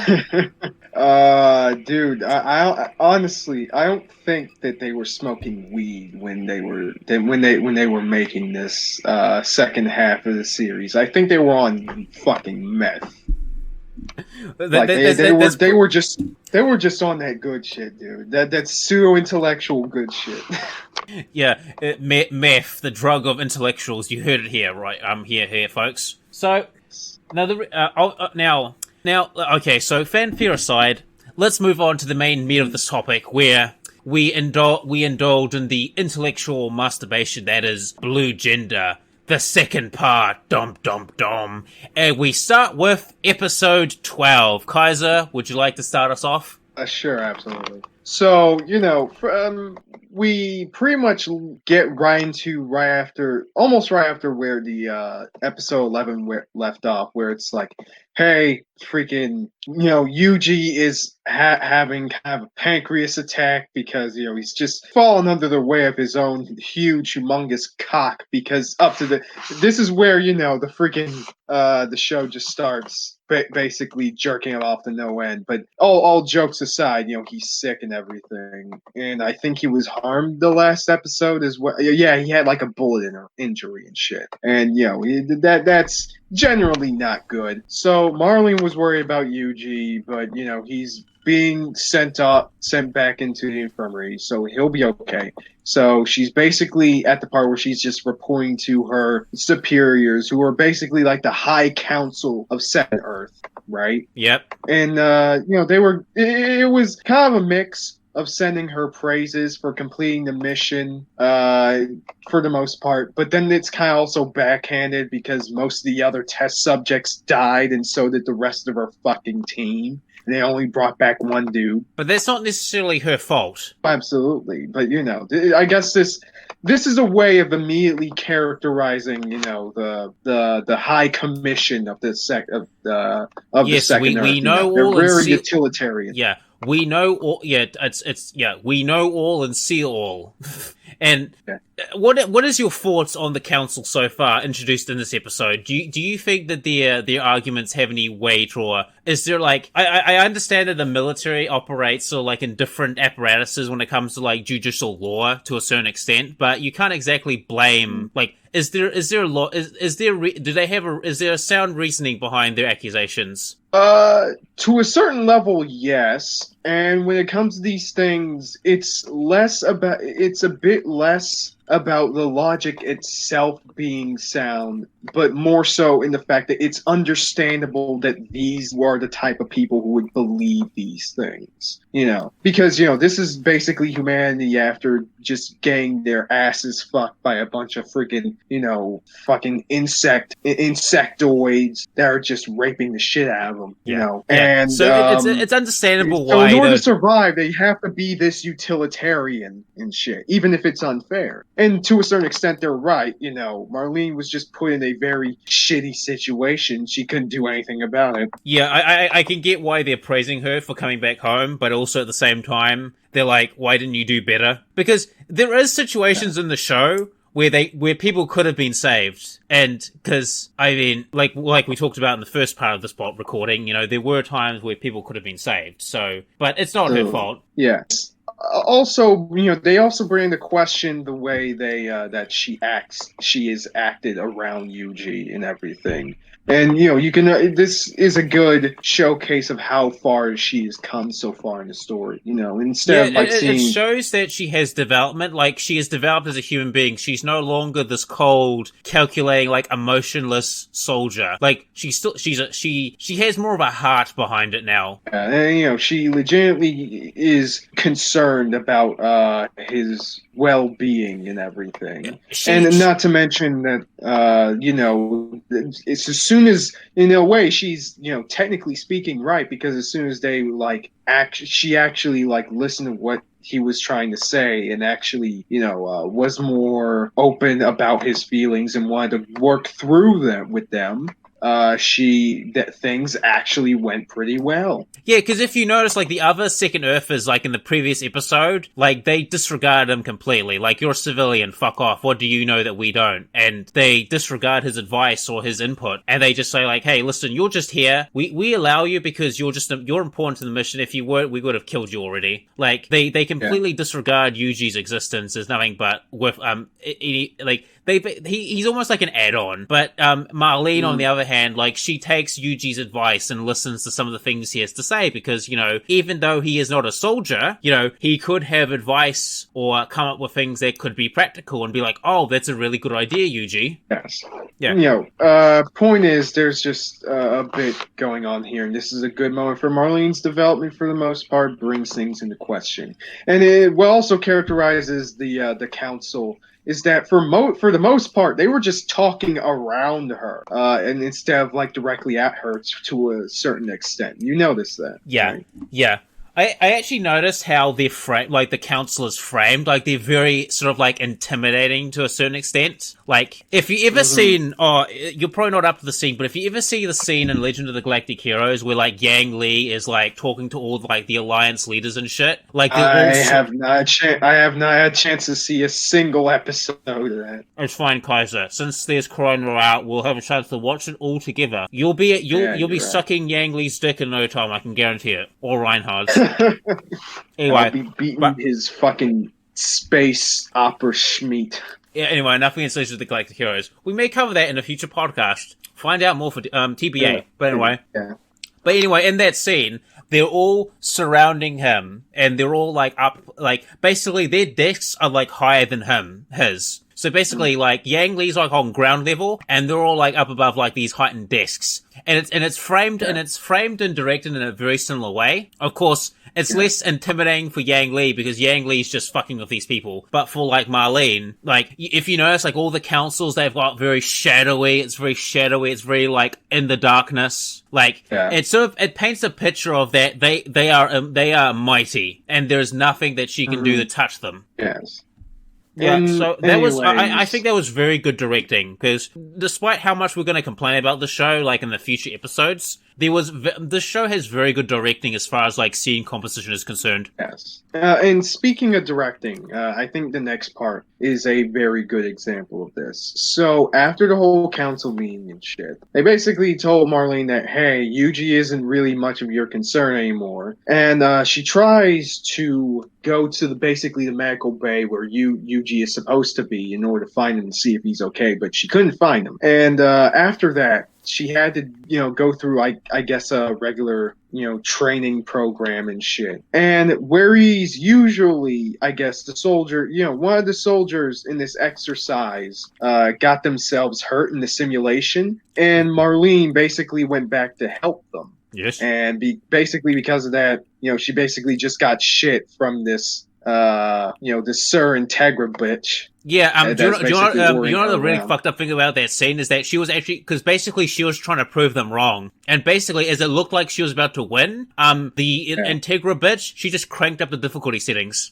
Yeah. It's, that it's like playing like a shooter game, like you're on like normal difficulty, and it's like, it's incredible, like what you're doing is not optimal for the situation, but you're still gonna win, and then just all of a sudden the game changes it to the legendary difficulty, and now the enemies that you're actually actually doing decent damage to are now just tanking your bullets and shit. And yeah, it's like if you're playing fucking Overwatch, right? Everybody is just playing fair and everything. Then there's that one motherfucker who decided to play May and just fucked everything else. Yeah, and I actually really now, like, obviously this woman is incredibly petty and shit, but I actually understand why she's doing it. It's an ego thing and a control thing, because basically, she was going to be proven wrong. And it wasn't the fact that she was proven wrong that bothered this woman. It was the fact that it was the fact that there was actually a different way to do these things. Because if you notice the teamwork exercises, there's not really much of camaraderie between them. Do you notice? Right, yeah. And it goes back to it goes back to like the Greeks and the samurai and shit I was talking about, like in the first half, like there was a sense of camaraderie. Like there was like in any army or any squad, there's usually is at least a sense of camaraderie between them. But with the and this is where I think, which is one of the major failings of the sort of like the army and Blue Gender, is that none of the squad mates really have any sense of camaraderie. It's more like, yeah, we're in a squad together. That's it. Yeah, like, it's all for the mission. It has been like basically foreshadowed beforehand and everything. I would say this. There is a benefit to it, and there's a benefit to it. Like, say, like for example, if you have to have these people in a mission, all right, like they're not going to get too emotionally attached. These soldiers will not. It's basically so that these soldiers will not freak the fuck out or quit, even if their squad is even if the rest of the entire squad is wiped out. So I get that, but at the same time, those emotional bonds and those connections helps the squad, I would say, better as a team. Like if these Blue Ginger soldiers were like elite Black Op unit squads, like they were like just single man squads, I think it would be fine for that. But these guys are actually part of like the standing army, and I think it'd be better and more practical for them to have like squad cohesion and actual teamwork and actually give a shit about their comrades. Because yes, but yeah, your point is fairly obvious and everything, but I guess. This is sort of the right thing of the show, just, holding on to the humanity of the characters and everything. Those things are being tested given this really fucked situation. This is the point where, people are so detached from, usual human decency that they do really terrible, fucked up things in order to try to survive to the next day instead of, keeping truly what's... basically making decisions that are truly within, the best interests on both ends of the spectrum. That's why, we're at the point where, like, the soldiers are, more so predisposed to just, like, loveless sex just to get through the day and everything. Yeah, it's basically, it's hedonism. Like, it's literally like, and by the way, it isn't just the soldiers on the ground. It's like fucking almost everyone in this fucking society. Do you notice? Yeah, I mean, yeah, I know. We're gonna get to that. But, back to the episode, though. Yep. After another training sequence where it was, really fucking... It pretty much shows how incredibly hardcore this fucked up conditioning that they gave the soldiers in Second Earth were, and Marlene again failing to find Yuji. That's where the episode ends, and we move on to episode 13. Okay. Because where it started was basically after Marlene was looking at. Hold on, give me just a second. I'm pretty sure it's this episode where we see Tony, because I remember the episode begins where she's like thinking about shit. And then she, like, does more looking around. And then she sees Tony, and then she does the whole crazy shit thing she does. Yeah. Oh, yeah. No, it wasn't Tony that meets her there. Or at least not right now. In the beginning, the Sir Integra bitch basically just, follows her, and they basically punish the shit out of her for trying to honestly, find that Sir Integra gets that Sir Integra bitch seems like she just needs a really good dicking. I mean, from what we'll find out later, that I don't think that's the problem. All right, keep going. It seems like one of those chicks who was just like it's the opposite problem actually. It's not that they don't get enough dick in their life. It's that they're getting so haughty and up their own asses, like fucking sniffing their own goddamn farts just because it sounds like a fucking fish factory. After fucking, after so much dicking going on. But, we'll get to that when we get to that. Marlene is snooping around, trying to get more information on wherever the hell Yuji is.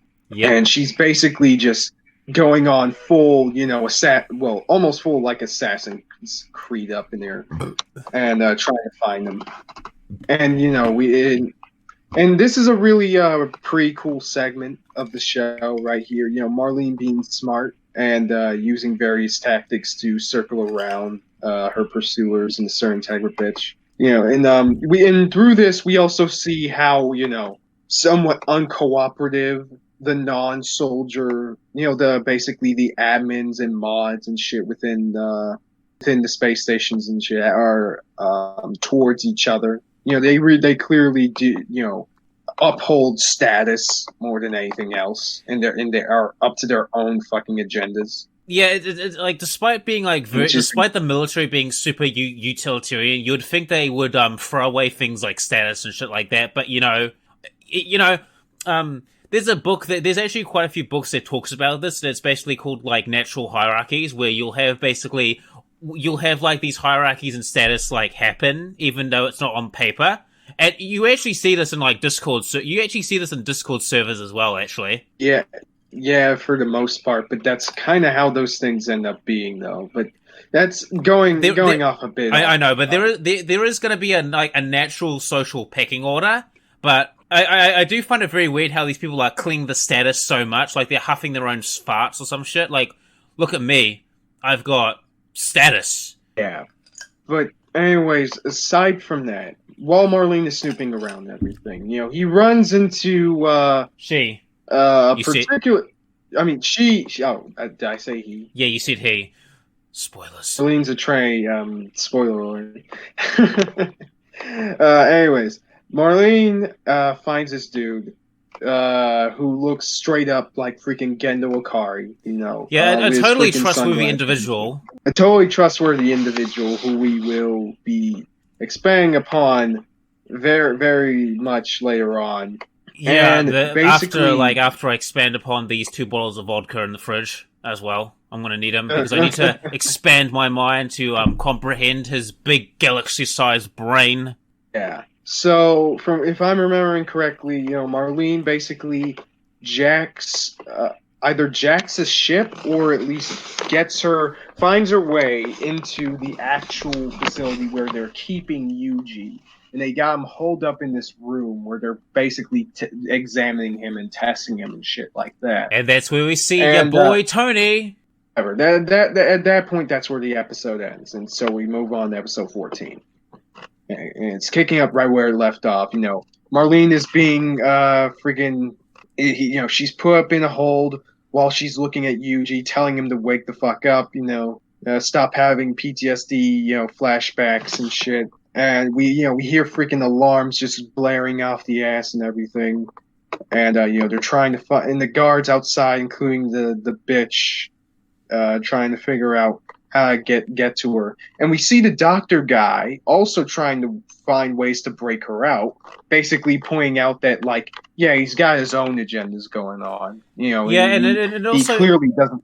It also showcases that, like, the reigning council has not gone unopposed. Like, it seems like there are people that are willing to try and undercut them, which I understand why they're doing that, but at the same time, like, this is like the last of quote-unquote humanity. Do you really want to fuck each other over for, like, these political games and Machiavelli politics? I mean, it's less about Machiavelli politics and just more so, in this case, what we're going to find out later is more so how they think they'll be able to deal with the blue problem.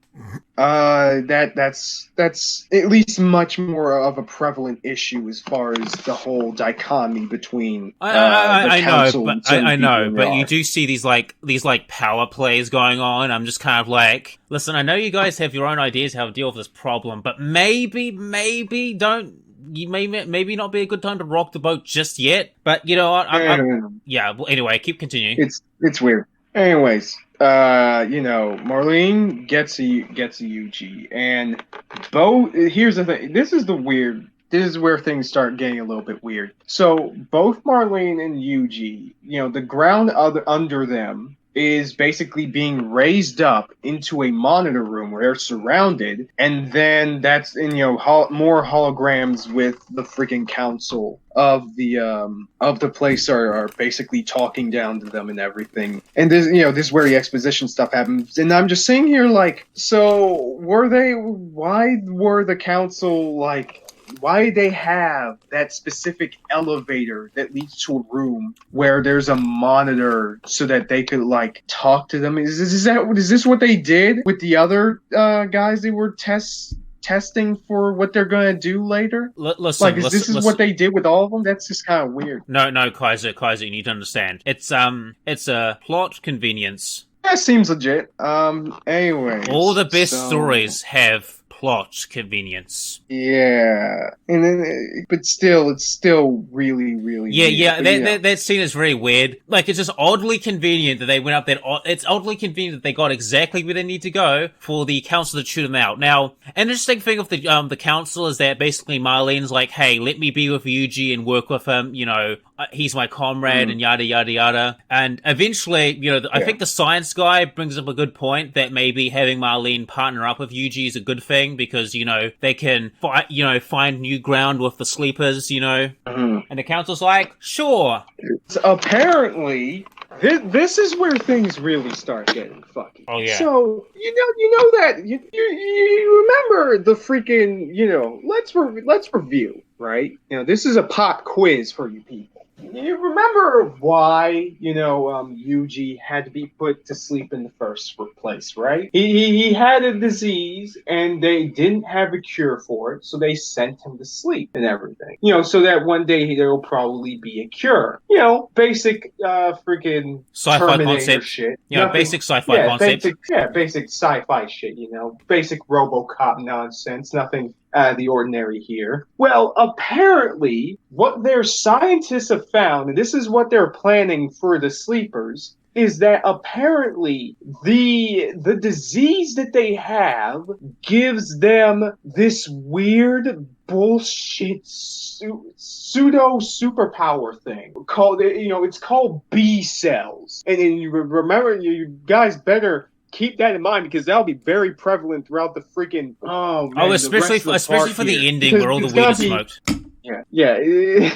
It's gonna be about as stupid as Hashirama DNA. Yeah, it's that bad, people. But basically, what it does is that in times of stress, apparently, the B cells that are caused by the sleeper's DNA reacting to the virus that they have find some wibbly wobbly sciencey bullshit way of basically improving their reaction time.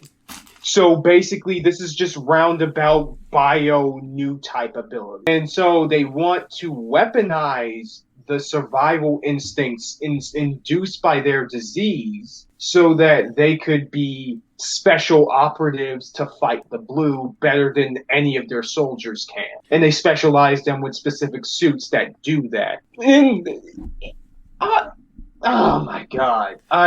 Where do I begin with this bullshit? Well, first what you do is you light your crack pipe, you huff in, then you huff out.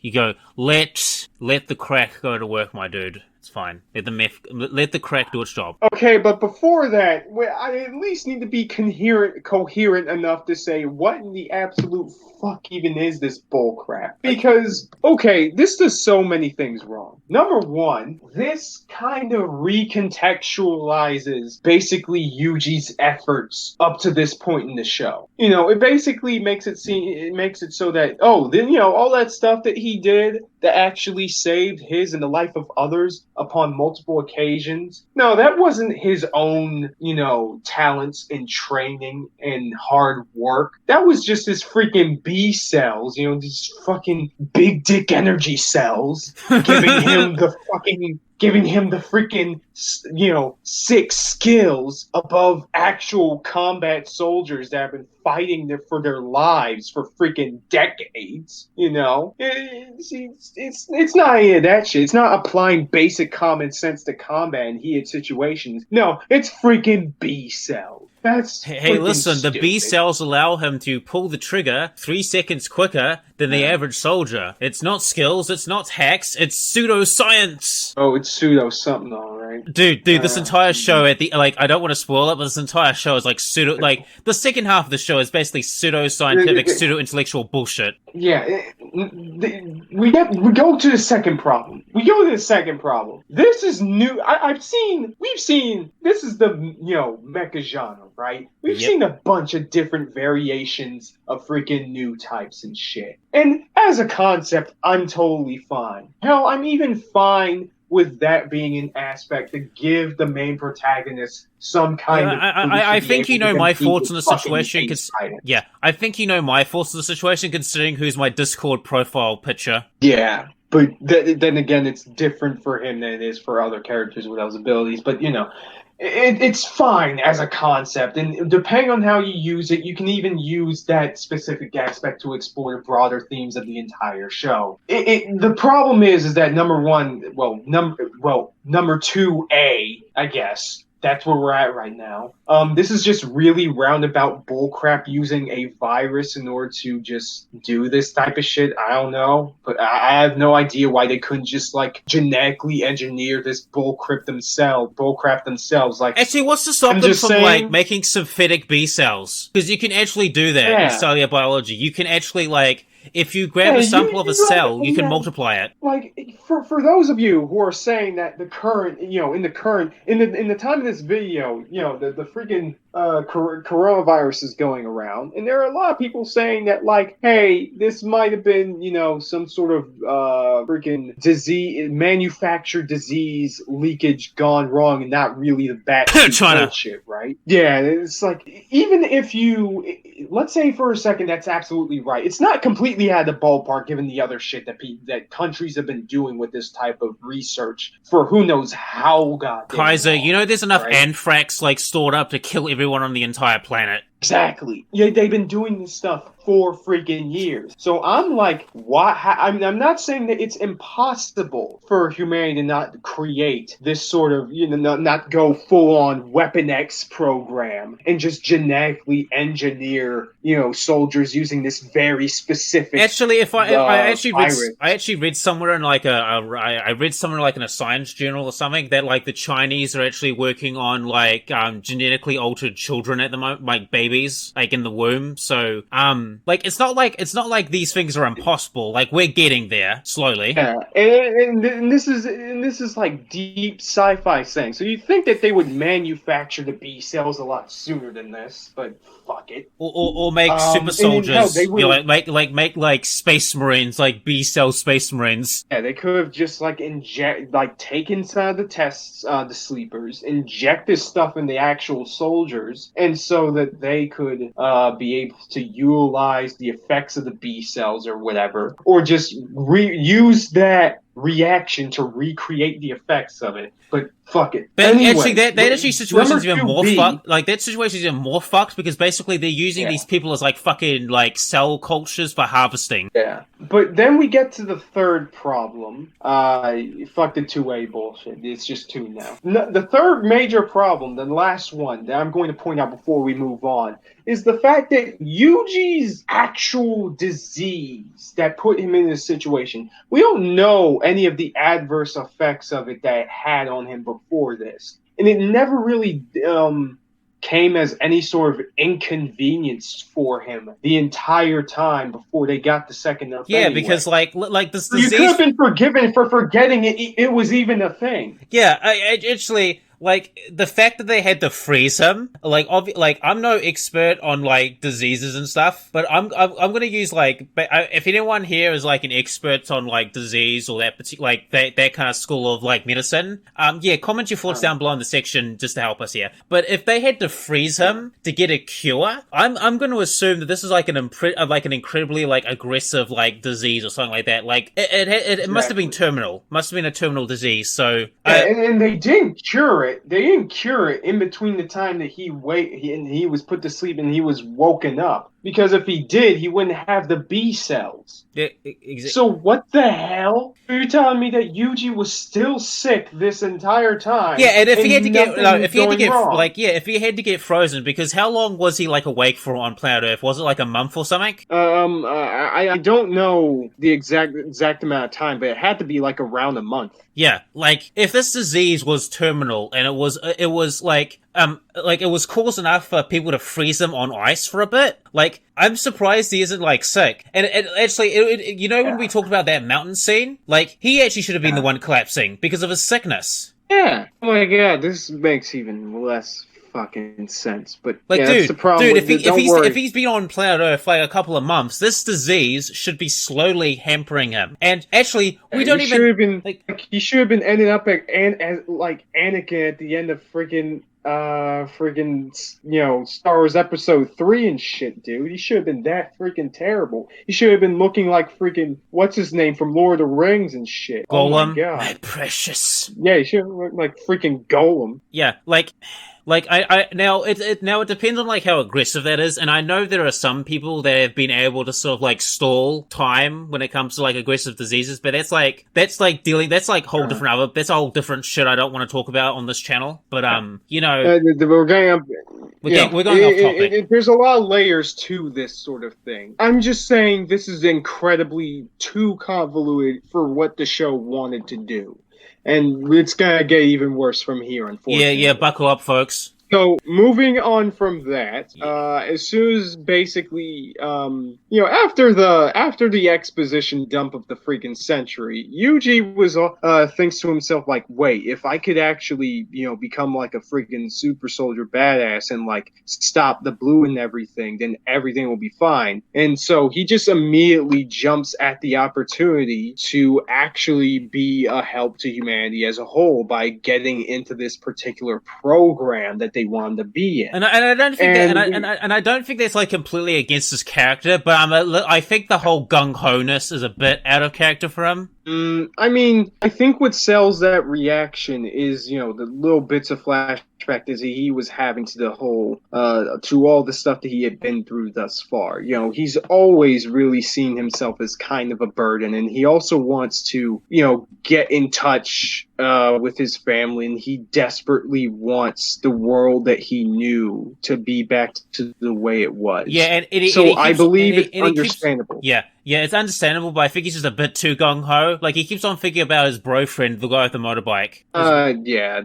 There should have been a bit more mention about his family, honestly, which would have made it much more easier to forgive. But yeah, I do say that they kind of overplayed how extreme he was about it. Like, hey, he was all like, hey, you can use my body however you want. You can fucking, just you can take freaking safety scissors, cut off my dick, and replace it with a fucking buffalo freaking schlong all you want. I don't care as long as we get this shit done. Yeah, he's gonna eat those. He's gonna eat those words like in the next couple of episodes. But foreshadowing. Absolutely. Oh, absolutely. Yeah. So we're still in the middle of this one. All right, keep going. Yeah, and we find out that the Gendo Akari looking dude, I forget his name. We'll just call him Gendo Akari. Fine. Freaking bootleg Gendo basically takes them to their research facility where they were taking care of a couple other sleepers, and we meet the two other sleepers. Aside from Tony, I don't think he's here yet. So we meet two of them, and one of them is voiced by Goku, and that's how we will be addressing him for the rest of this review, and you cannot stop us. Yeah, fuck you. He's incredible. He's an incredible fucking horn dog, of course. As any man would be in this situation where, soldiers up here fuck all on the freaking daily. And then there's also little Amy Rose bitch, basically. I Oh, you're talking about the pigtails girl? Oh my god. Oh, she's awful. Yeah. You know what she is? She's like that chick in a Gundam show that just kind of shows up. She's like the cinnamon bun who's actually just a real manipulative bitch. God. You remember the... No, you mean freaking, what's her name? Flay. Yes, no, I her. don't think she isn't like Flay at all. If Flay was an actually good character, or at least an interesting one to see. They don't do enough with this chick, though. Hey, listen, the best part about Flay is when she got blown up. That was great. True, but that's an entirely different conversation. I don't want to rant about freaking Gundam Seed right now. We'll do that next, but we'll do that sometime in the future. TBA, date not confirmed. But anyway, so she's just we don't care about any of the sleepers. They're doing a training exercise where Yuji and Marlene are going to fight Amy Rose and Goku. Basically to show off their skills, in like a mech battle. And like Amy it's interesting interaction, I guess, because, this is the first time Yuji actually meeting people from his time, people kind of like him. But then, it's a kind of a bit ruined because from the moment she sees him, like Amy is already just riding Yuji's dick. Like she must be like, what, 15, 16 years old at the very least, and she's already like just taking off her goddamn panties and shit, and just asking him a bunch of questions about what it's like down on the ground, because apparently they didn't know about how shitty the situation is down there. Yeah, because they didn't see it; they were asleep. And Yuji's like, "Oh, you're the lucky ones."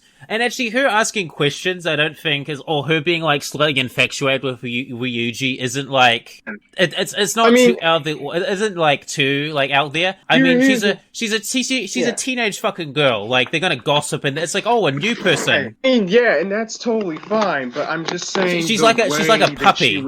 She's like a puppy. Like she's found a new chew toy to chew on. I mean, I guess, but they don't really do much of anything else with that. So the whole scene just comes off as kind of creepy, especially seeing as how Yuji, I think he's like 18 years old, but fuck it. Anyway, and keep in mind, Yuji's getting on that mech with Marlene while he's freaking limping. He's just ready to go. Yeah, he's like, I don't feel pain. Right, his balls have just grown 3 times his size just throughout this whole freaking journey. And so he's ready to go with this practice match. And it was a pretty entertaining fight scene overall, Oh, yeah, and they are fighting against Tony. Yeah. So they are fighting against Tony, and they're doing a really impressive job, especially seeing as how they're fighting in a mech that is, like, more so, lumbering and slow and shit. Yeah. Compared to him. And, they were fighting together with the power of teamwork. Wow. Wowzers. So, they end up actually doing very well. So and also, with freaking Goku, just talking about how how much he wants to like fucking Netflix and chill with Marlene, and like Sir Integra bitch just grabbing his ass and telling him to meet her in her fucking quarters. Like, she's a total S, dude. Like, I did not ask for freaking Goku to get touched that way in my freaking real robot anime, but You know what? Dude, $5, he's probably like an M. You know, like, she's like senpai on the streets, but it's kohai in the sheets. Freaking, I think that they basically beat and meet Tony. Pause on that. That's where the episode ends. It seems like kind of happy, but still oddly ominous. Going down. It's foreshadowing for what's going to become. So that's where the episode. Yeah. So we move on to the next episode. So, do you want to talk about Tony for a second? Okay. Jesus, man, how obsessed are you with fucking Tony, man? We've got to get this out of the way because it's gonna be amazing what's gonna happen. So So impressions of Tony, Kaiser. Your thoughts? I mean, I'm pretty sure you want to talk to him more than I do, so I think it's only fair. So they meet this guy called Tony. And he is what we like to politely call an asshole. And he's got a stick so far up his fucking ass that it's about like it's almost like someone shoved a baseball up so far up his rectum that he can barely sit straight. He is cautiously paranoid about everything and everyone. Yet at the same time does super well at killing bugs and shit. But overall he's just an antisocial asshole. And he seems to be misanthropic a bit, doesn't he, Kaiser? He seems to be very cynical and pessimistic about the blue and about Second Earth. And him and Ryuji are sort of like talking. He doesn't like completely warm up to Ryuji, but he's at least a bit more friendly to Ryuji than he is to everyone fucking else. And in this encounter in this episode, we kind of skipped the beginning part, but it's basically Amy Rose and Marlene just kind of like cunt fussing at each other. Amy trying to they're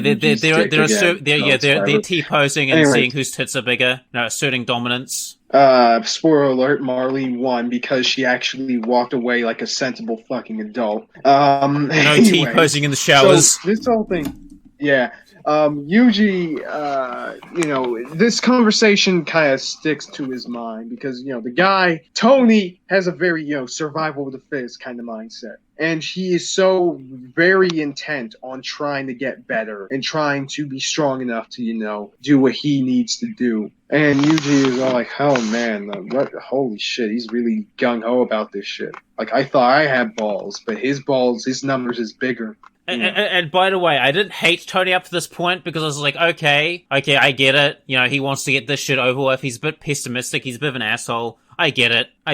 It's fine. Not a completely it's understandable. All right. He is not completely unlikable at this point, but that's going to change very quickly. But anyways, we move on from that scene, and Amy just she just basically visits Yuji's room, of course, and I guess so forward these women are. If they want sex, they just walk up to your fucking room. Like in my day, we had to like court them, take them on dates, expend different shit on them, and maybe if you're fucking lucky, we may get a kiss on the cheek. But nah, like in Second Earth, they just cut through all that bullshit. But anyways, Amy ran to, it's a nice parallel. Amy visits Yuji, and freaking Marlene is visited by Goku, who is just, while in the gym, while they're working out, and we kind of know where Goku isn't looking at, his power pole is kind of extending in a different way this time around, ladies and gentlemen. If you want to see Sean Schemmel as a freaking horn dog, well, here's your chance, folks. Anyways, so Yuji and Amy are just kind of fucking around in this, like, I guess, deserted section of the space station. Of the space station. I don't think it's deserted. I think it's I think it's something important to do with the spaceship. I don't remember what function it is. I think it's like a generator room or something like that. Like it's some sort of it's some kind of generator boiler room, some shit. And of course, not a lot of people go there a lot of the time, and so they give each other some massages. It's like two adults playing patty cake. Yeah, it's like the janitor's closet in like most typical high schools. All right, where people go in to cut class and have a little massage every now and then. Yeah. Yeah, they're having a massage, and like it's weird because after that, Yuji just kind of like low key checks out Amy. Which, dude, come on, you are like fucking come on. I think you freaking straight up, which is kind of a shitty deal because you fucking impregnated like a teenage freaking nomad chick back on Earth, and now you're looking, you downgraded to this. The shrill freaking 16-year-old played by one of the most annoying female voice actresses in the history of not even anime, just fucking anything, to be honest. No shade to hold on, let me Joking. Anyways, Bio's lack of standards aside, no shade towards I think Jennifer Doylard. No, wait, no. Lisa Oritz. No shade to Lisa Oritz and everything. She was fine as Dawn, from Pokemon. But anyway. Oh, she was the voice actor of Dawn? Oh, yeah, that makes sense. Yeah. Yuji kind of low-key checks her out, and like Amy's all like, "Nah, stop being an idiot." And it's like, bitch, why the fuck did you bring him here? Like, this couldn't have been the first time you checked out this place, anyways. Yeah, so, it seemed like, because I think if I remember correctly, she wanted to take him somewhere, and this was like on the way, and he's getting a bit like, well, he wants to maybe get a massage because of like the mood and shit. Mm-hmm. I don't know, but anyways, freaking, I guess they were just leaving. I guess while they were leaving or going, freaking. Going into that part of the space station or whatever, Marlene kind of sees them in the distance and kind of gets kind of salty, and Goku is just going fucking trying his damnedest to just sound very smooth and all that and shit, failing. And trying to get in the. I mean, yeah, kind of failing, but in this case, it's not because of him. It's more so because Marlene is kind of not into just comfort sex anymore, which is why she kind of just snubs him right when he was getting into the action. Which I know how you feel, Marlene, but you can't just do my boy Goku like that. You're making his spirit bombs. You're making his spirit. You're making his Dragon Balls blue. Okay, you're turning them blue like the dark Dragon Balls in GT, man. That's not cool. You can't do a bro like that. But seriously, this is just an insane experience. It's so freaking surreal to me. But she leaves off and she tries following and sees where in the hell Yuji and Amy are. Meanwhile, Yuji and Amy are just basically got lost and are just in front of like a security system or whatever. Actually, there's a thing I want to mention is that like when they go into the boiling room, like they have this weird music play in the background when they see the people doing the massages and stuff like that. Like there's this very weird like music that plays in the background. Do you notice that? Yeah, kinda. Yeah, I didn't see that as much. Note, but. Yeah, Amy kind of fucks up, and so they have to run away so they don't get fucking lasered to death and shit. Yeah. It's like, I know that she's supposed to be a teenager and everything, whatever, but like, this is what I really hate about a lot of these types of shows. There's being a teenager, and there's having fucking Down syndrome. Alright? Like, you see this a lot in, like, stuff like Tomino's shit, right? Oh, yeah. There's just, like, characters who are meant to be, who are meant to be annoying and petulant, but go so far into that spectrum to the point where they are on a different spectrum, if you catch my meaning here. And it just doesn't make any goddamn sense. I'm pretty sure there's a quote from the anime where Camille says that he's autistic. Not from the dub, definitely. Oh my god. But anyway, Marlene, I think, was looking up stuff about researching the B cells, I'm pretty sure. Yes, she was. And then, and so that's when Tony just shows up, just freaking pops out like he's freaking Slender Man and starts talking ominously towards him, which I'm pretty sure the guy who plays Tony in the dub is the same guy who played, Tenchi and the Tenchi Muyo series, among other places. So if you want we get too many different interesting voice actor choices. We got freaking Trunks, from Dragon Ball as the main character. We have Goku acting like a freaking, sultry horn dog. He's got as much swag as freaking Space Dandy up in here. And now we have freaking creepo, survival of the fittest type freaking Tenchi. What kind of shit is this? Oh, man. In the boardroom, I'm pretty sure the creator who made this, he's like, hey, guys, got a cool idea. We're going to make a dystopian mecha. There's going to be Goku. There's going to be Tenchi Mayo. There's going to be Trunks. It's going to be fucking awesome. Don't worry about the copyright, guys. I got it. But yeah, I mean, this is just shit that personally just kind of, it kind of makes me giggle a little bit because this is just all just dumb fucking situations that they were in. Honestly, this sounds like a parody show almost, it's like Dragon Ball abridged like parody. It's like, oh my god! But anyways.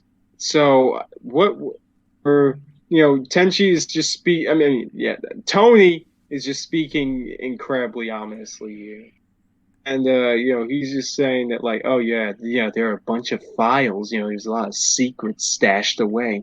And like, he tries to hack into it he's like, not that I'm going to tell you. And just carrot and stick, everybody, because,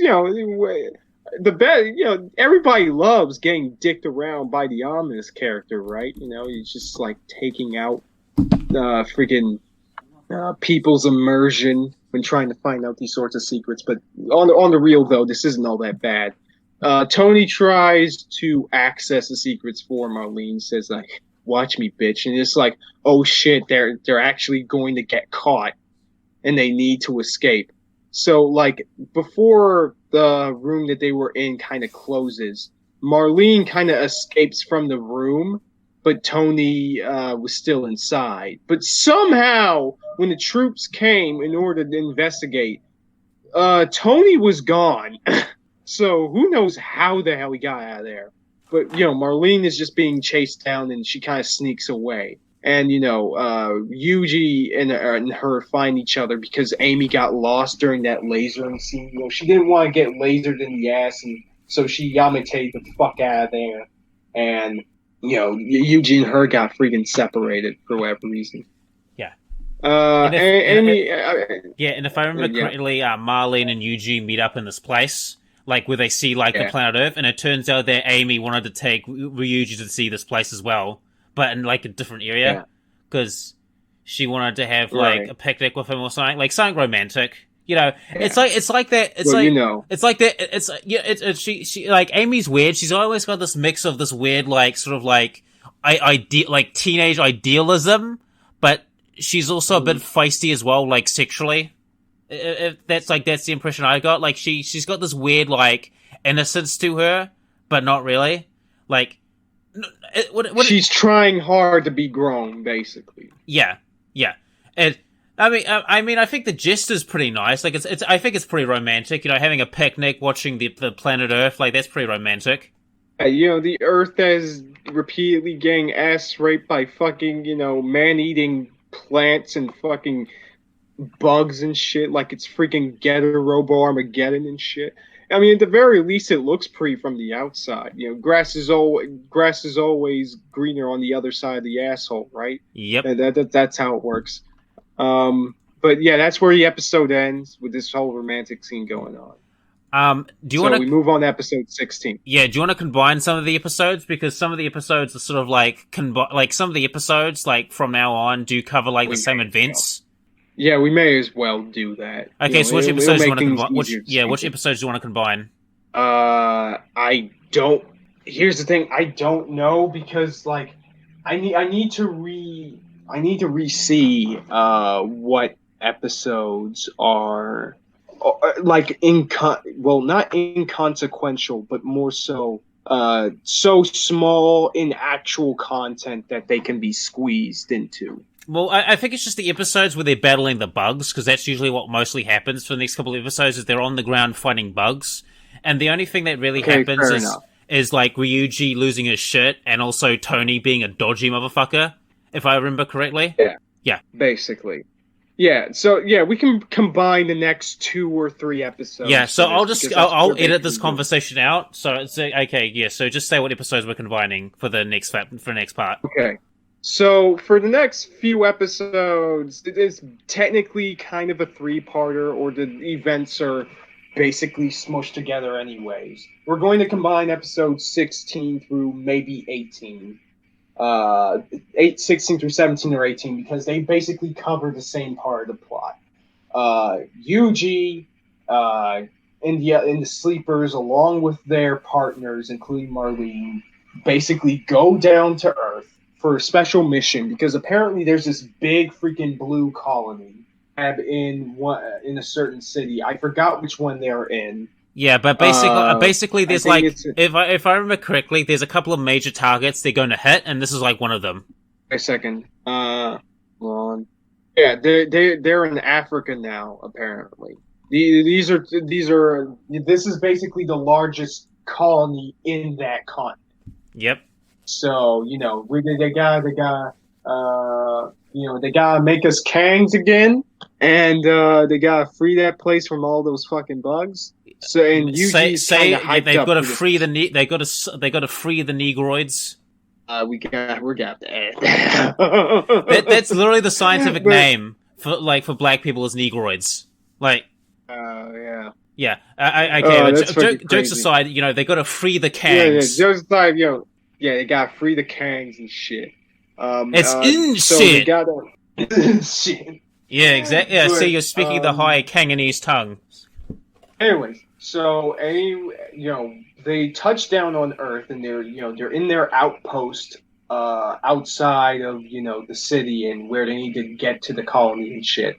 And Yuji and Amy were talking, but Amy was trying and failing to ride that Tapion sword, if you catch my drift. And failing miserably because Yuji is a fucking adult, and he's already got his, especially with that whole scene last episode. So basically, the mission starts, and apparently, they split into 2 teams. Yuji and Tony, I believe, go to a different route towards the colony so that they can buy the other team time. Yeah, and they just start, and they start going it through like a fucking human lawnmower, man. They're just like killing and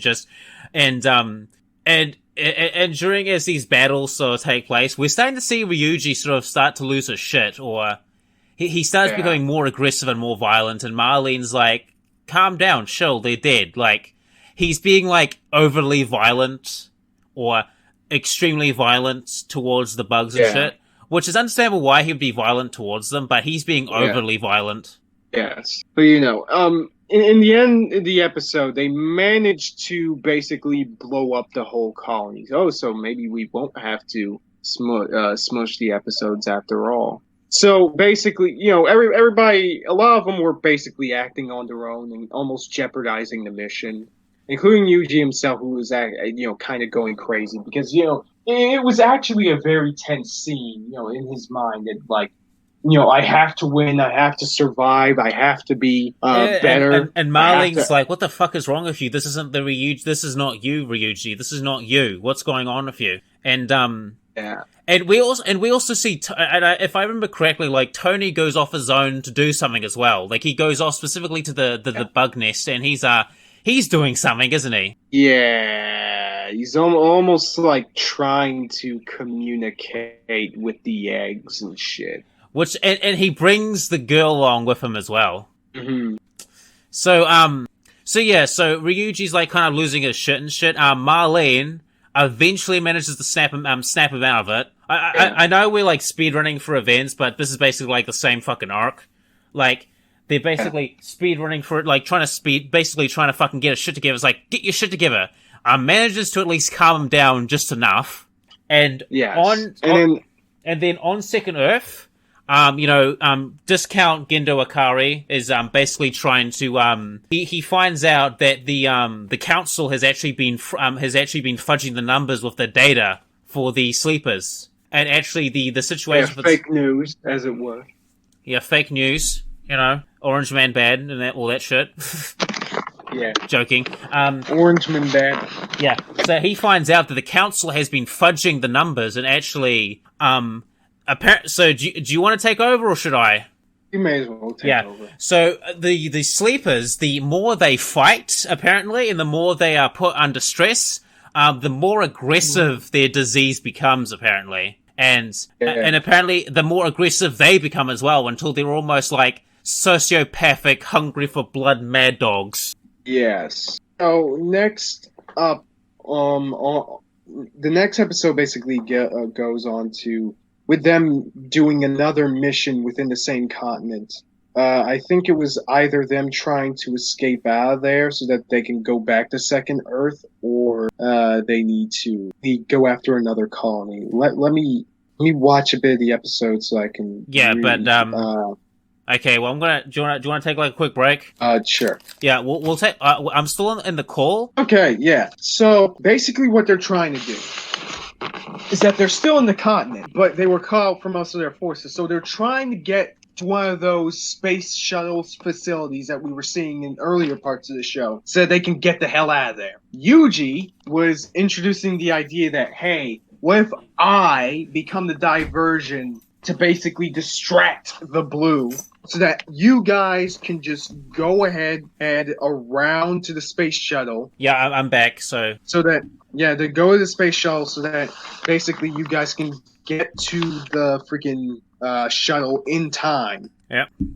Rude point and shit. Yep. They were debating about it. Yep. And, him and Tony said that, okay, but only one of us can be the diversion. And Yuji really wants to do it, so Tony just flips a coin, and the actual logistics of it. But basically, I think they both become the diversion, basically. Yeah. So do you want, since we sort of, we've basically talked about, like, the main stuff that needs to be talked about, so do you want to talk about the thing that Tony does when they get back home to the space station? I think that's a bit further into the episode. I know, but this is where, because... But, it's not this, because I don't think anything really that super important nothing really happened. Nothing really that important happens. So, do you want to go up to the thing, Tony's big plan?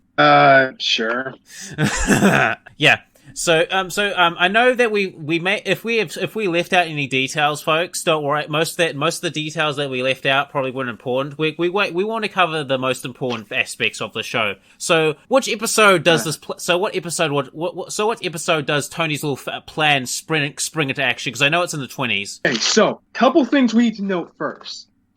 First off, the past couple episodes that we're skipping, they weren't bad. It's just basically, there were sort of interesting character moments, some development for Yuji and Marlene in this whole state and everything. Yep. But, in this episode, things start getting really fucking crazy. Yeah. Okay. So everyone. So everyone. This is the part that we're gonna go. This is where all the crack and meth is smoked from this point forward. All right. And this is why me and Kaiser do not like the second half of Blue Gender, and it's gonna start at this episode. Yeah. So while they're back at the space station, Gendo basically talks to Marlene and is like, "Hey, apparently the council has been lying their asses off about them crunching the numbers, basically, or about the B cells research, because apparently a section of them basically do not like the whole B cell project thing. Well, they consider it risky for and I when Gendo Akari does this explanation, it's like he is for the project as well, but he wanted more further testing to be done before they deployed it. Correct? Basically, and they basically set it up to fail. So he's telling her all this. And he also notes that, hey, because of this, there's a good chance that Ryuji will basically become fucking crazy as a result of, the B cells and shit. He's basically trying to overthrow the council government for the most part, basically pulling a coup d'etat. in order to gain more control so that they can like get things in full swing. While this is all happening, I'm pretty sure Yuji and some of the other people, including Tony, are on the ground trying to fight off another colony. Yep. Pretty much, Yuji is getting more and more desperate to fight off the blue and everything. The coup d'etat is happening around basically the same time. Yep. The coup d'etat is successful, but the council have managed to basically they're in like another space station essentially, but they're like they're kind of like plotting like, yes, we will take power again someday. Mwahaha. Yeah. But then, during that whole scene, we get a scene where basically Tony is like fucking communing with the freaking blue and shit. He's just hugging it and all that crap, going all fucking Mr. fucking Rogers, just twiddling the fucking bug's cum or whatever. It's like he's just being a weirdo, being kind of a weirdo. Yeah, listen. This is where I completely like, what the fuck is going on? Like, and then like I understand. Yuji just starts. Yeah, I understand why he's doing it, but I'm just like, what the fuck? Yeah, because they did foreshadow this. Yuji, yeah, they did. They did foreshadow this. This was expected, so we shouldn't harp on too much for this. Right. Anyway, Yuji starts going fucking ballistic, and like he just straight up like puts the fear of God into Amy. Just yells the shit at her. And like she's just shitting her fucking bricks in front of him. And I'm pretty sure, Yuji tries fighting off a blue monster that apparently the blue are continuously evolving. And so there are some blue that don't have like obvious cores anymore. And so, they have a hard time beating that, but I think either Yuji or Tony manages to beat it. Yeah. Just to beat it, and he looks like a fucking absolute like edgy asshole while doing it. He does not jive well with Marlene. Yeah, it's like if Sonic the Hedgehog became Shadow the Hedgehog. It's like that type of transformation. And if you notice, like his teeth and gums are like pulled back and shit. Like he looks like a raving psychopath. Yeah, because everyone knows, like, if you're crazy, you want to show everyone your goddamn teeth. And his eyes are, like, really wide and shit. He's got, like, he's like, I've seen some things, man, that came out of the trees, the Viet Cong. Like, he's got that. He looks like a fucking Vietnam veteran. Like, he's like, I've seen the man that came out of the trees, man. Oh, my gosh. It's like, it's a bit cartoonish. It's a bit cartoonish, I would say. Yeah. Dramaticized. Yeah, it's a bit over. I actually preferred it how they did some aspects of this in Gundam. Like if you ever seen the original Gundam, which I think you have, if you remember the scene where Amino Ray is like when he meets his mother and he's like in the medical tent. Yeah.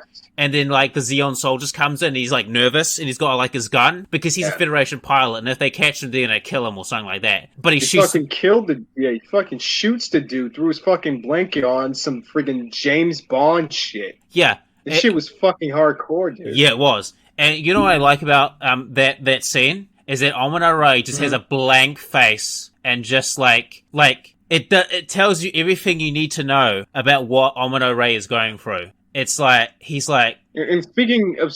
Yeah, it's amazing. It shows the torture of his... It basically shows the gravity of his situation. And by the way, that's actually the first time he's ever actually had to see a person die in front of him, because if you notice, all the people that he was fighting before, they were in robots and mechs, alright? Yes. Yeah. So all he saw was like a mech exploding. He didn't see an actual person die. So for him, it was like, out of sight, out of mind, right? Well, but he actually, I think Ramba Rawl died in front of him. Okay, but this is the first time he's actually killed someone in front of him, alright? This is actually the first time he's actually done it. Now, and by the way, these Zeon soldiers didn't know that he was a Federation pilot. They didn't know. Yeah, I know.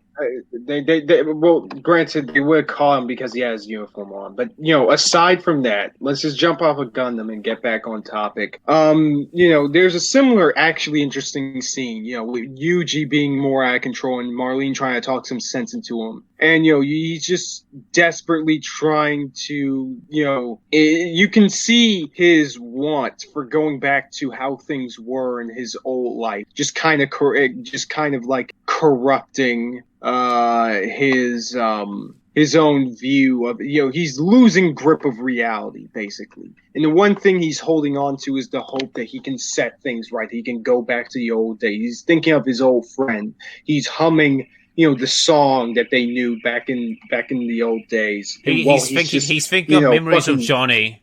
Takashi, I'm pretty sure his name was. He's fucking just Johnny the other dude, because he was thinking of Johnny as well, and Takashi. Yeah. Well, he's just fucking destroying the freaking blue in front of him. And it's a very, very interesting and very fucked up scene. And the dude is getting way more precise and brutal in the way he beats the blue, which also adds to that. It's almost machine-like. It's very machine-like in a sense. Like the way how he moves and shit. Like it's very machine-like. Do you notice that? Yeah. Yes. It's almost like it becomes almost like a routine. Oh, this particular blue, jump up, flip, kill, and stab. Next blue, do a sidestep. Like it becomes like a machine almost. And yeah, so let's keep going. Lane sees this going on, and then, she basically rams his mech with hers so that she can actually stop her. And then they have this actually really touching and interesting conversation about, hey, Yuji is, which basically shows the depths of his desperation. He was going freaking crazy to the point where he has a freaking Glock just up in front of freaking Marlene's fucking face, just threatening to shoot her. Like he looks like freaking what's his name? What's that psycho killer's name? Which psycho killer? Fucking Hannibal Lecter. Oh yeah, that's some good shit, bro. He fucking has a gun to her fucking face. Like holy shit, this was a good scene. And then he's just threatening to he's just talking about how much he wants to fucking kill the blue.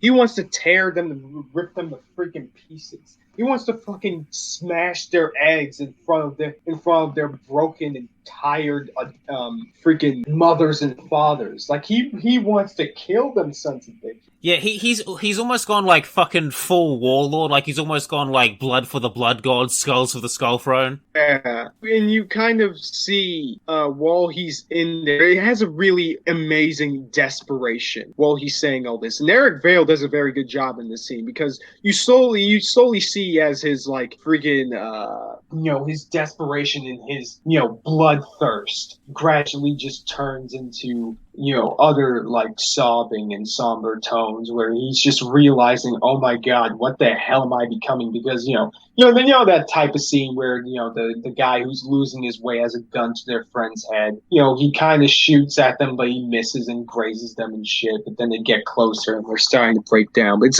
it's a good rendition of that sort of formula. Yeah, I think the psychology or the reason behind it is that now he's aired out all his fucking anger and shit. His head's a bit clearer now, and he's like, oh my god, what the fuck have I done? What am I doing? What the fuck is wrong with me? It's that, and I agree. This was a very good scene for that. He's venting. He's like, I'm gonna slaughter them all, blood for the blood god. And then he's like, wait a minute, I'm not a whisperer of corn. I'm a whisperer of Sneech. Yeah, basically. So during that scene, him and Marlene basically make out for the first time, and everybody. Basically, all the soldiers get up to the shuttle and leave this whole fucking thing. Yeah, because the situation is fucked. And, bro. When they get back, basically the council is under new management. Gendo's basically in charge. Yeah, and he tells Shinji to get back in the fucking robot, you little bitch. Yeah. Yeah. And speaking of Shinji, actually, no. Marlene and Yuji didn't get to the show with the people back in the other episode. And in the beginning of the episode, Yuji is just fucking beside himself. Yeah, I think that's probably for the best that they arrived late. Probably for the best, considering what's about to happen.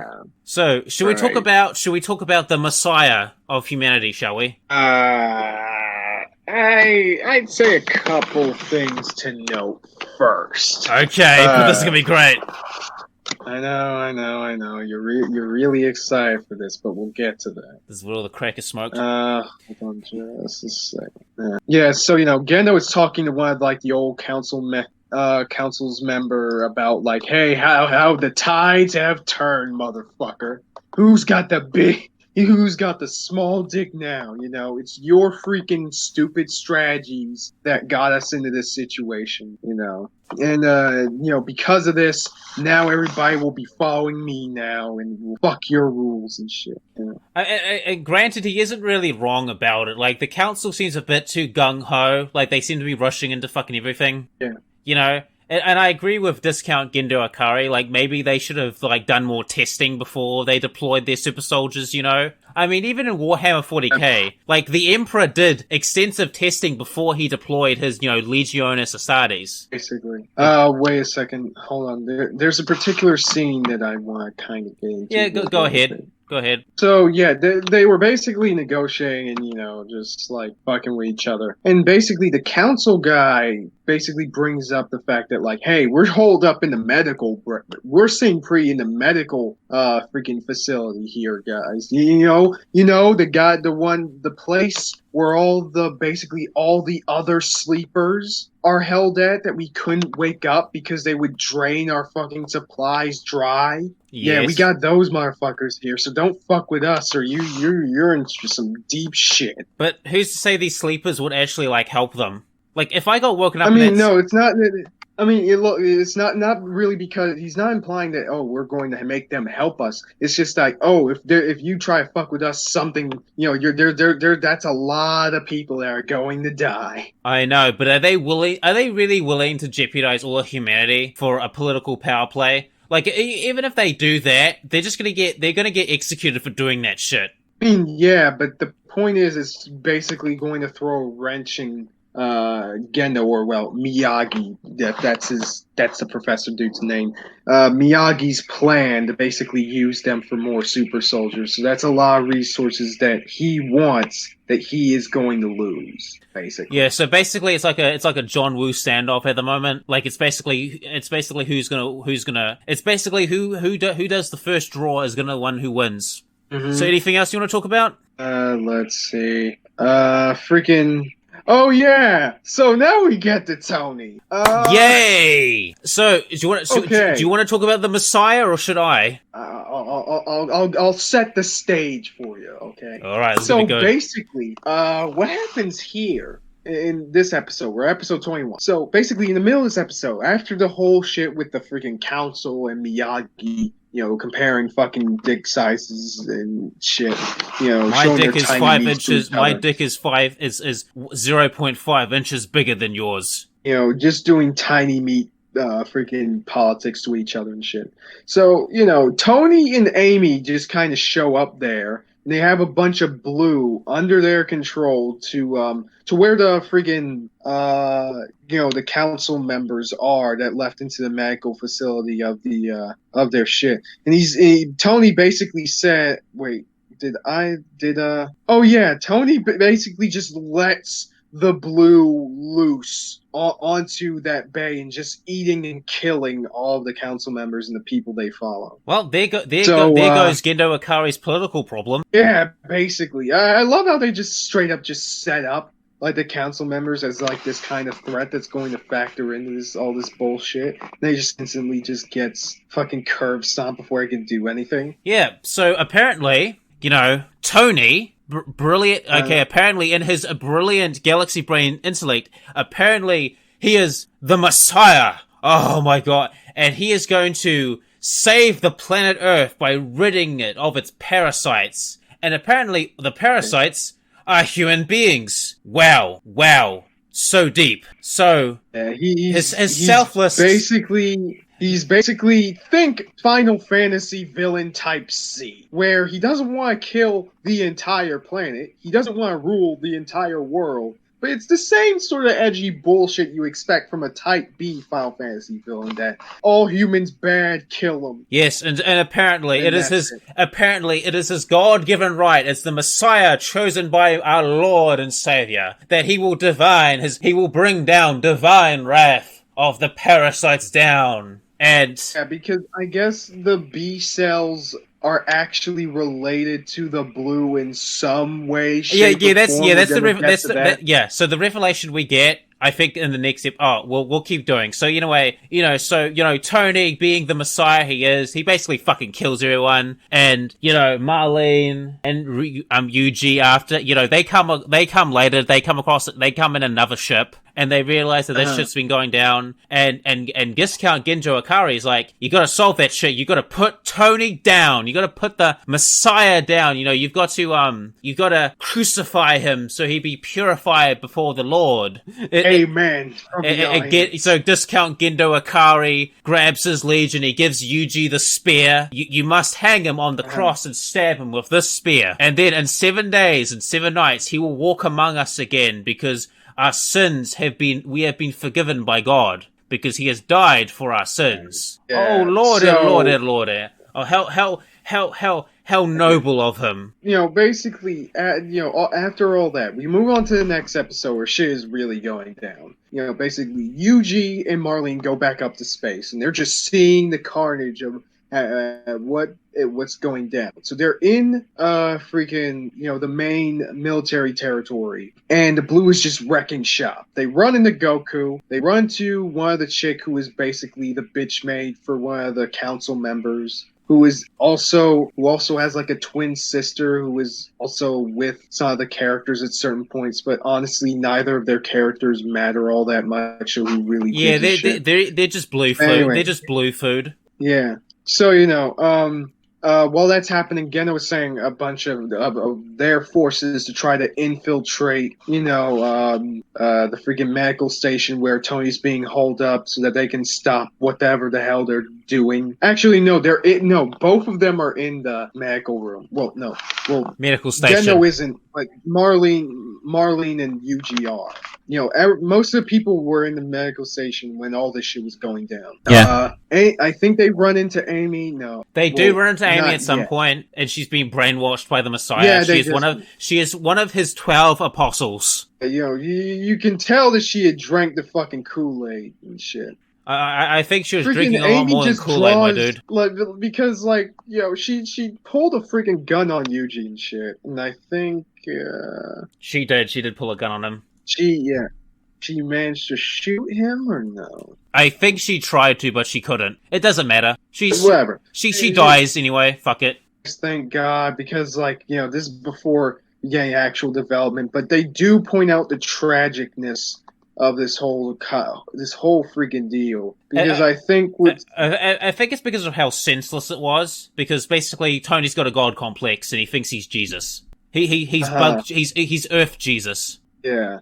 So, basically what they're trying to do is that they're trying to basically blow up the station along with the Blue in it. That's what they're infiltrating it for. Goku gets kind of injured, and they try to escape from there. She tries, they're trying desperately to stop Amy from doing what they're trying to do, but it ends tragically and Amy dies, which is kind of sad. If only she was a character actually worth giving a shit about, but yeah, whatever. That'd be true. The scene was done well, so it doesn't really matter. The scene was done well for the most part, so we move on to the next episode. Goku's still wounded. You want to go ahead and start things off for us? All right, let me just. We're up to episode 21, aren't we? 23. Huh? We're at 23. Oh, 23. We're on episode 23. Right, let me just I just need to double check. Blah blah blah blah. Yeah, so episode 23. Marlene and Ryuji confront Tony, or Jesus, as I'm just going to call him from now on. I'm going to call him Jesus. They confront Jesus. Jesus basically, goes for his pseudo-ecological, edgy bullshit about, how, the planet Earth is pure and stuff, and the Blue are here to eradicate us all, and how he's going to be the savior of planet Earth. It's just all this edgy pseudo-environmentalist bullshit. It's just bullshit. And Ryuji's just and Ryuji is sad that he has Ryuji's just man, you've gone too far. Fuck you, dude. And bang. Jesus dies. And we also find out that actually the B cells are actually made of the very same thing that the blue are made of, and actually like that's what we find out. We find out that like the blue, like the disease was literally like the Earth's way. Apparently, from basically Tony tells us, he info dumps us that like the blue and the disease was the Earth's way of cleansing us from the Earth. Yeah, but basically he says that, like, hey, they're just like our natural predators because, we grew to our apex, basically. And this is, the blue is just a response, a defense mechanism from the Earth to exterminate all humans and shit. I have a few problems. I have a few problems with that line of logic, because... Okay, yeah. Like, are you sure that the blue was created by, like, the Earth specifically? It could have been just some freak mutation from, like, an asteroid or something that landed on our planet. Or it could be, like, a disease that, like, got out of fucking control. Like, it could be anything. Yeah. Like, and I think it's a bit egotistical to be like, oh, the Earth is going to make this one specific thing that's going to target and kill us all. Like, if the Earth is doing if the Earth is going to do like a complete party wipe, like it's going to target other species as well. Like, if you look at all like the extinctions that have happened on this planet, like it didn't just specifically target one particular species; it targeted a majority of species. Like, for example, the Permian extinction, that eradicated almost, I think, like 90 to 98% of all life forms at the time. I'm pretty sure. Yeah. And that was almost like a complete... Not much with science happening. Yeah. But it's so fucking egotistical. It's like this, it's this weird, like, it's like this weird ecological message of, oh, we're the problem. And I think it's a bit egotistical in a sense. Like, I do agree that, hey, maybe we should litter less and recycle more. I am all for that. I'm all for, like, cleaning up the oceans and, every tree we chop down, we grow two more in its place, that's sensible. I get that. But this is like egotistical, edgy environmentalists, like, we've gotta tear down the system, bro. We're killing the Earth, or, it's just a bunch of edgy pseudo-intellectual bullshit. And this is where I completely was like, fuck this. I'm not high enough for this crap. I mean, yeah, but, like, that's not really the main point about this whole thing, because, like, what needs to be understood is that, this is a theme that is, like, not just put in the blue gender, but in a lot of similar other shows like this. And it's not necessarily a bad thing. It's not necessarily a bad message or a bad plot point. Other shows have done this sort of thing where it's like, this specific monster element or whatever within the show's world is that, like, hey, it's basically made to kill humans, and it basically gives off these different questions of, hey, what should humanity do in order to be better? Do we even deserve to be on the earth, in the earth that we're on, even if we're inevitably going to neglect the gift that we are given and stuff like that? Those things can lead to very interesting conversations that can be explored through the show's setting and shit. But the problem is that that is not the problem. Yes. The problem is that they fucking rush the shit out of it. Like, they rush the shit out of it because, like, remember that whole thing that I just said earlier about how quickly the council members were just steamrolled out of the show? Yep. And not to say that politics in shows are inherently more interesting than the main plot and everything. You can balance the two together, and it would make sense. Dude, Gundam is a great example of that. How they balance like politics with the plot, because there was stuff going on in the background. It's totally fine. The problem is that the whole thing with Tony, the connection with the B cells and the blue is not an inherently bad idea. I feel like that could have been way foreshadowed more in earlier parts of the show to make this a much easier pill to swallow, so that when we lead up to this point it would actually be believable. It would have helped if Tony himself was a bit more of an interesting character aside from this.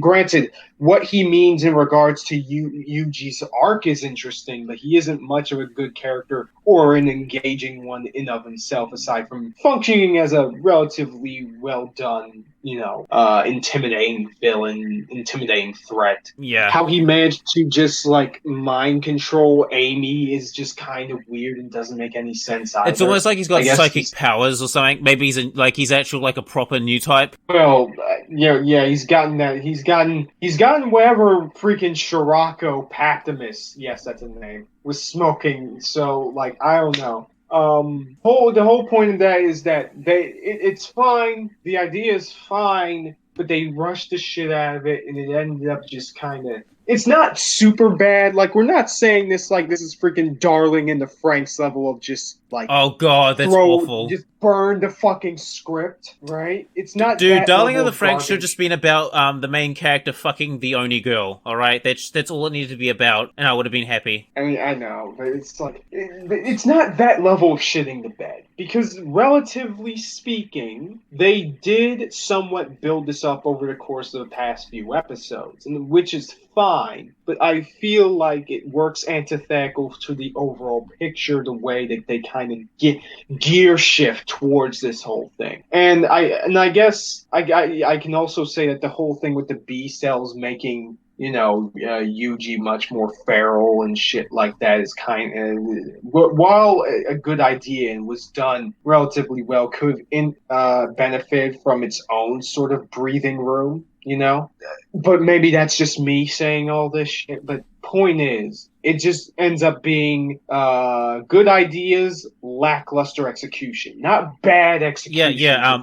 Aside from my rant before, like, I don't disagree with the ideas. It's just the execution it leaves a lot to be desired. All right, and it just comes off as edgy tripe. All right, especially. I mean, granted, jokes aside, it's not really that edgy, but No, I was kind of like, yeah, bro, yeah. So do you want to move on to the next episode? Because want to cover the next episode?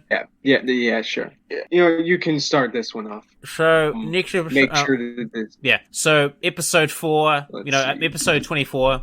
They're trying to basically do up the fucking massive cleanup, and Ryuji's just kind of thinking himself, like, what the fuck are we doing? Like, what the fuck do we do now? It's basically like, it's basically a time for reflection, and then Discount Gendo Ikari makes his most stunning revelation yet, okay? So instead of going down to combat the Blue, to, take back Earth, we're just gonna stay up here on Second Earth and leave Earth alone. Like, there's no point in fighting this war.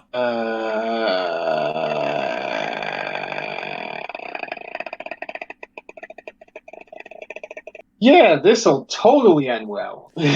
Oh, we'll talk about that once we get to the ending. But there's gonna be it's gonna be great. But anyway, reacting to this, the people in Second Earth are basically just like up there, just not knowing what to do because these are soldiers that have spent their whole lives trying to fight the Blue, and now it's like almost like there's practically no point in their existence. So everybody's just insanely listless. Yeah, that's going to change in about 2 episodes, but we'll get to that. So, want to move on to the next 2 episodes and finish this off because we're nearly getting to the 2-hour mark. Fine. So episode 25, because nothing else really happens. Well, nothing else really fucking happens in episode 24 aside from that big revelation. Like, and then basically Marlene and Yuji making the decision to go back down to Earth so that because apparently I think Yuji senses like there's a actual source to the problem and that they need to take care of it so that they can actually win the war. Yeah. So Yuji's like, yeah, fuck you guys, we're going home. And he also takes the rest of the sleepers with him as well. Yeah. He takes them all with him down to Earth. So, yeah. So episode... Their own sort of task force going on. Yeah. So episode 25. So basically Ryuji finds out that all the sleepers are migrating to South America for some reason in one specific point. And basically Ryuji takes him and his sleeper task force down there to investigate. And they discover, a couple of local children, who are living out there completely free from the Blue. Oh, I almost forgot. They banged last episode. That's important. There you go. Moving on. Yeah, moving on. Yeah, they discover, like, a tribe of children, a tribe of people that are living, like, in little huts and shit. They don't seem to be bothered by the Blue. Yeah, we see, Marlene kind of clutching her uterus a little bit. Is she feeling a kick or something? Who knows? But, yeah, moving on from that. Yeah, listen, that's why I mentioned the fucking tribal girl. I mean, the nomad girl a while back, because, you just gotta work on his fucking pull-out game, bro. Anyway, so... Also, here's another thing. If Yuji had a disease and it was actually terminal, doesn't that mean that he just straight up, like, fucking infected that chick? No. Not. It depends on what the disease is. Not all terminal diseases are like contagious. Like, for example, terminal cancer. Yeah, I know. I'm joking around, but like, yeah, I'm just saying it'd be funny if, like, you just like bumped uglies with this freaking tribal like nomad chick, and now like freaking I don't know, like 2 months later, like all of them have the Black Plague or some shit. I don't think. No, if it was contagious, like he would be like isolated immediately. Like absolutely, yeah. It wouldn't be like like if it was contagious, they wouldn't let him. They wouldn't let him around and walk with his friend. They would literally like have him in a room, and his friend would see him on the outside and basically say like, "Yeah, I'm going to sleep." So see you in a If it was contagious, they wouldn't allow that. So anyway, all the blue are jokes aside, but all the blue are heading to this location in South America. Eugene and his team go there, and apparently, like, the blue are rendering themselves inert and are just kind of, like, dying and coalescing into this weird chasm thing. It's like a blue graveyard. Basically, yes. Where I guess they're housing like the queen of the blue, or kind of the source of it, wherever the hell it's supposed to be. Do you want to move on to the next episode? Because we find out, in the next episode, because that's where pretty much that's the ending part of it. So basically, what happened is that we find out later this episode, I believe, is that if the blue were designed to basically kind of cut humanity down to size because overpopulation bullshit. Basically, once their job is basically done, and then they just kind of biologically self-destruct themselves. So now the Earth itself is just playing. Now we find out that the Earth itself is just playing this weird 4D chess thing when it comes to this type of shit, which is just weird. Yeah, and also, do you know what I really hate about that part? Is that it makes basically all the shit that all the characters were doing before completely useless. Like, all they literally had to do is basically, like, protect the survivors, alright? And make sure they're surviving and have most of the people up on a space station, and the blue would have fucked off eventually. I mean, well, I wouldn't say it made it completely pointless, because for all they knew, they didn't really know any of that bullshit. I know. And also, the blue were still a threat to a lot of the settlements and people that were still on Earth. And, they were still a large-scale threat. They couldn't just leave that shit alone. That is true. All right. So, Yuji communicates with the mother blue or whatever and shit. And by the way, this is after, like, really impressive fight scene. Like, this is I know it's the final battle, so of course it's gotta have a higher budget when it comes to this type of shit. But this is actually the best fight in the entire show, and it's really good and well done. Yeah. I like this scene. Yeah. Yeah. So do you want to talk about the fate of Discount Gendo Akari before we wrap this up? We're getting there. So basically, Yuji after they beat the queen, there's this weird light source thing where the queen was, and he can feel some weird, strange, like force power fucking connection to that thing, and he pulls like a Yami from like friggin' Yu-Gi-Oh! Abridged saying like, I gotta get in there, because he finds out about the whole self-destruct code thing for the blue and shit, which is so freaking dumb and it doesn't really make any sense, but fuck it. Yeah. And Marlene says like, no, you gotta stop. You don't have to do this shit. And he's like, yeah, I have to, because who knows what will happen if we leave this thing alone. So I gotta get in there, and, but you put a baby in me, you gotta pay for this child support and all this. I'm not gonna be a single mother, you fucking dickhead. And, he kind of communes with the source. I don't know, the spirit of the earth or some gay shit like that. This is some fucking hippie. This is like some, like, fucking weed smoking hippie level kind of shit here, dude. Like, I mean, fuck. Yeah. So, like, of course, this is where we get to, the ultimate fate of Mr. Miyagi. No, you know what I love about the scene is that the opening plays while this is going on. Yeah. Yeah. It's my fucking favorite scene in the entire show. So basically, all these people that are listless and restless, well, they get bored and they're like, fuck, we're gonna suck it forever. They decide to turn on Gendo Akari, and basically just all fucking hell breaks loose. They kill him, basically like yeah, they 50 cent the shit out of them, and they try to, and a bunch of them try to go, break out of the whole space station and everything. and they're all trying And to, like, so things somehow went so crazy that the entire station just ends up fucking exploding. and by the way, if I remember correctly, all the sleepers are down on Earth now. Yeah. So the sleepers shall inherit the Earth. And all the, you know, and all the second Earth people that were originally gonna, like, all the like, basically, because if I remember correctly, there's like a scene where they're like in the hangars getting off on the drop ships, and they're like fighting each other, and there's like gunfire and shit, and it basically just turned into a fucking massacre. It's basically like, who wants to leave more? And it basically becomes like this chaotic massacre, and eventually, like, I bet you five, but what happened is basically like a fucking civil war broke out, and it got so bad, like, cause we only see like certain scenes of it, but I'm pretty sure what happened is like this massive, like, little civil war broke out, and it just got so bad that just the ship blew up. Like, I bet you $5 what happened is that there was like a fight and like in the reactor or something like that, and then that just blew up the entire ship. But anyway, yeah, and, you know, Yuji and Marlene are just, like, together because, you know, the Earth is cool again. You know, there's no blue around and everything, so they can start rebuilding where everything left off, so. And that's the end of Blue Gender. Fuck me. So, ending thoughts? Overall, I think the show is fairly good.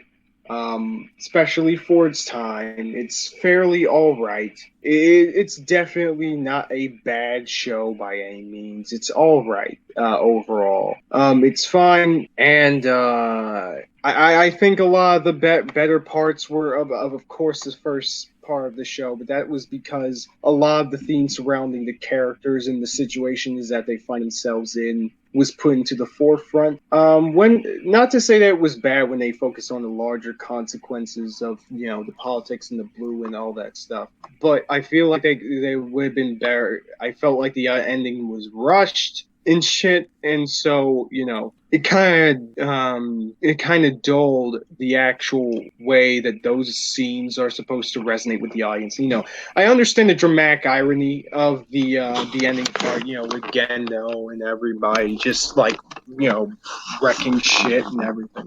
Because, you know, it's the system, it's sort of, you know, the systems for a lot of their good intentions tend to, like, just, like, freaking backfire on people because, you know, they stifle the sort of some certain aspects of the human condition that we desperately need in order to kind of function. And, you know, people get tired of that shit. So it's understandable, you know, Marlene and Yuji are supposed to kind of represent, you know, life kind of, you know, taking a stand, you know, being truly human and communing with everything, being a part of the earth, sort of semi-naturalistic stuff, which is fine. Yeah, I didn't mind that. Like overall, I didn't mind that part about it. It was just the shit in between that I don't really like. Like, it was just so rushed, and it's just, like, it doesn't give you enough time to care about it. Like, in the first half, it gave me time, I actually gave a shit about what was going on, and then in the second half, it's just like,